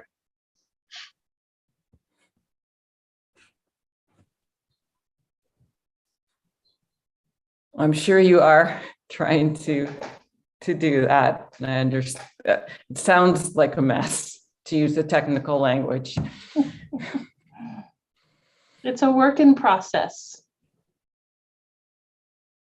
Did you have any other questions, Commissioner Galimba, on that matter? Okay, thanks. Okay, so if commissioners, you don't have any questions for staff, let's move on to the next agenda item, which is how many agenda items do we have for the next meeting? So far, we have 2 items on the agenda. They're both for special permit. And then we're also going to put election of officers on the agenda because this will be Chair Al's last meeting. Vice Chair Galimba, I will contact you after this meeting today because I'm going to ask you to run the June meeting. And then we'll have election of officers at the end of the agenda, and whoever is selected as chair can run the July meeting. Maya, quick question. The next WPC meeting is going to be in person? Yes, it will be. We're asking that all commissioners and applicants and staff show up at Altooney Center on June 2nd. We will still be allowing testifiers to participate via Zoom or in person, but we're asking that everybody else be in person. And to add on to that, now that we are paperless, at least 95% paperless. We will be providing laptops there loaded with the files that we send to you. You're also welcome to bring your own laptop if you'd prefer, but don't worry about it. When you show up, there will be a laptop there with all the files, the background reports, exhibits, everything that's previously emailed to you. If there are any questions around that, please contact the staff and they'll take care of you as they always do. So thank you. All right, thank you, staff, for all those announcements. I guess, this is my parting words. I'd just like to thank everybody for this, for your hard work, and, commissioners, you all volunteer your time, and being on this commission, on any commission, any planning commission, it's a lot of hours that we are putting in to volunteer your time, and I really appreciate you. So thank you all very much. It's been a pleasure serving with you. Special shout out to staff, always professional, always there to answer any of our needs. And I just really appreciate you guys, and I look forward to continue to work with the planning department in different capacities. But thank you all for everything. And at this time, if no more comments are made, can I hear a motion to adjourn? So moved, and thank you for your service, Chair Al. Thank you. Can I get a second? Second, and same. Thanks, Dean. You made a great chair. I have big shoes to fill. Thank you, everybody. So I guess let's just go with a voice vote. This meeting is adjourned. I'm sorry, excuse me. If you're all in favor, please say aye or indicate on the screen. Aye. All right. Thank you, everybody. And it's been a pleasure. Have a great one, everybody. Aloha. Thank you, Dean. Thank you. Here you go, everyone.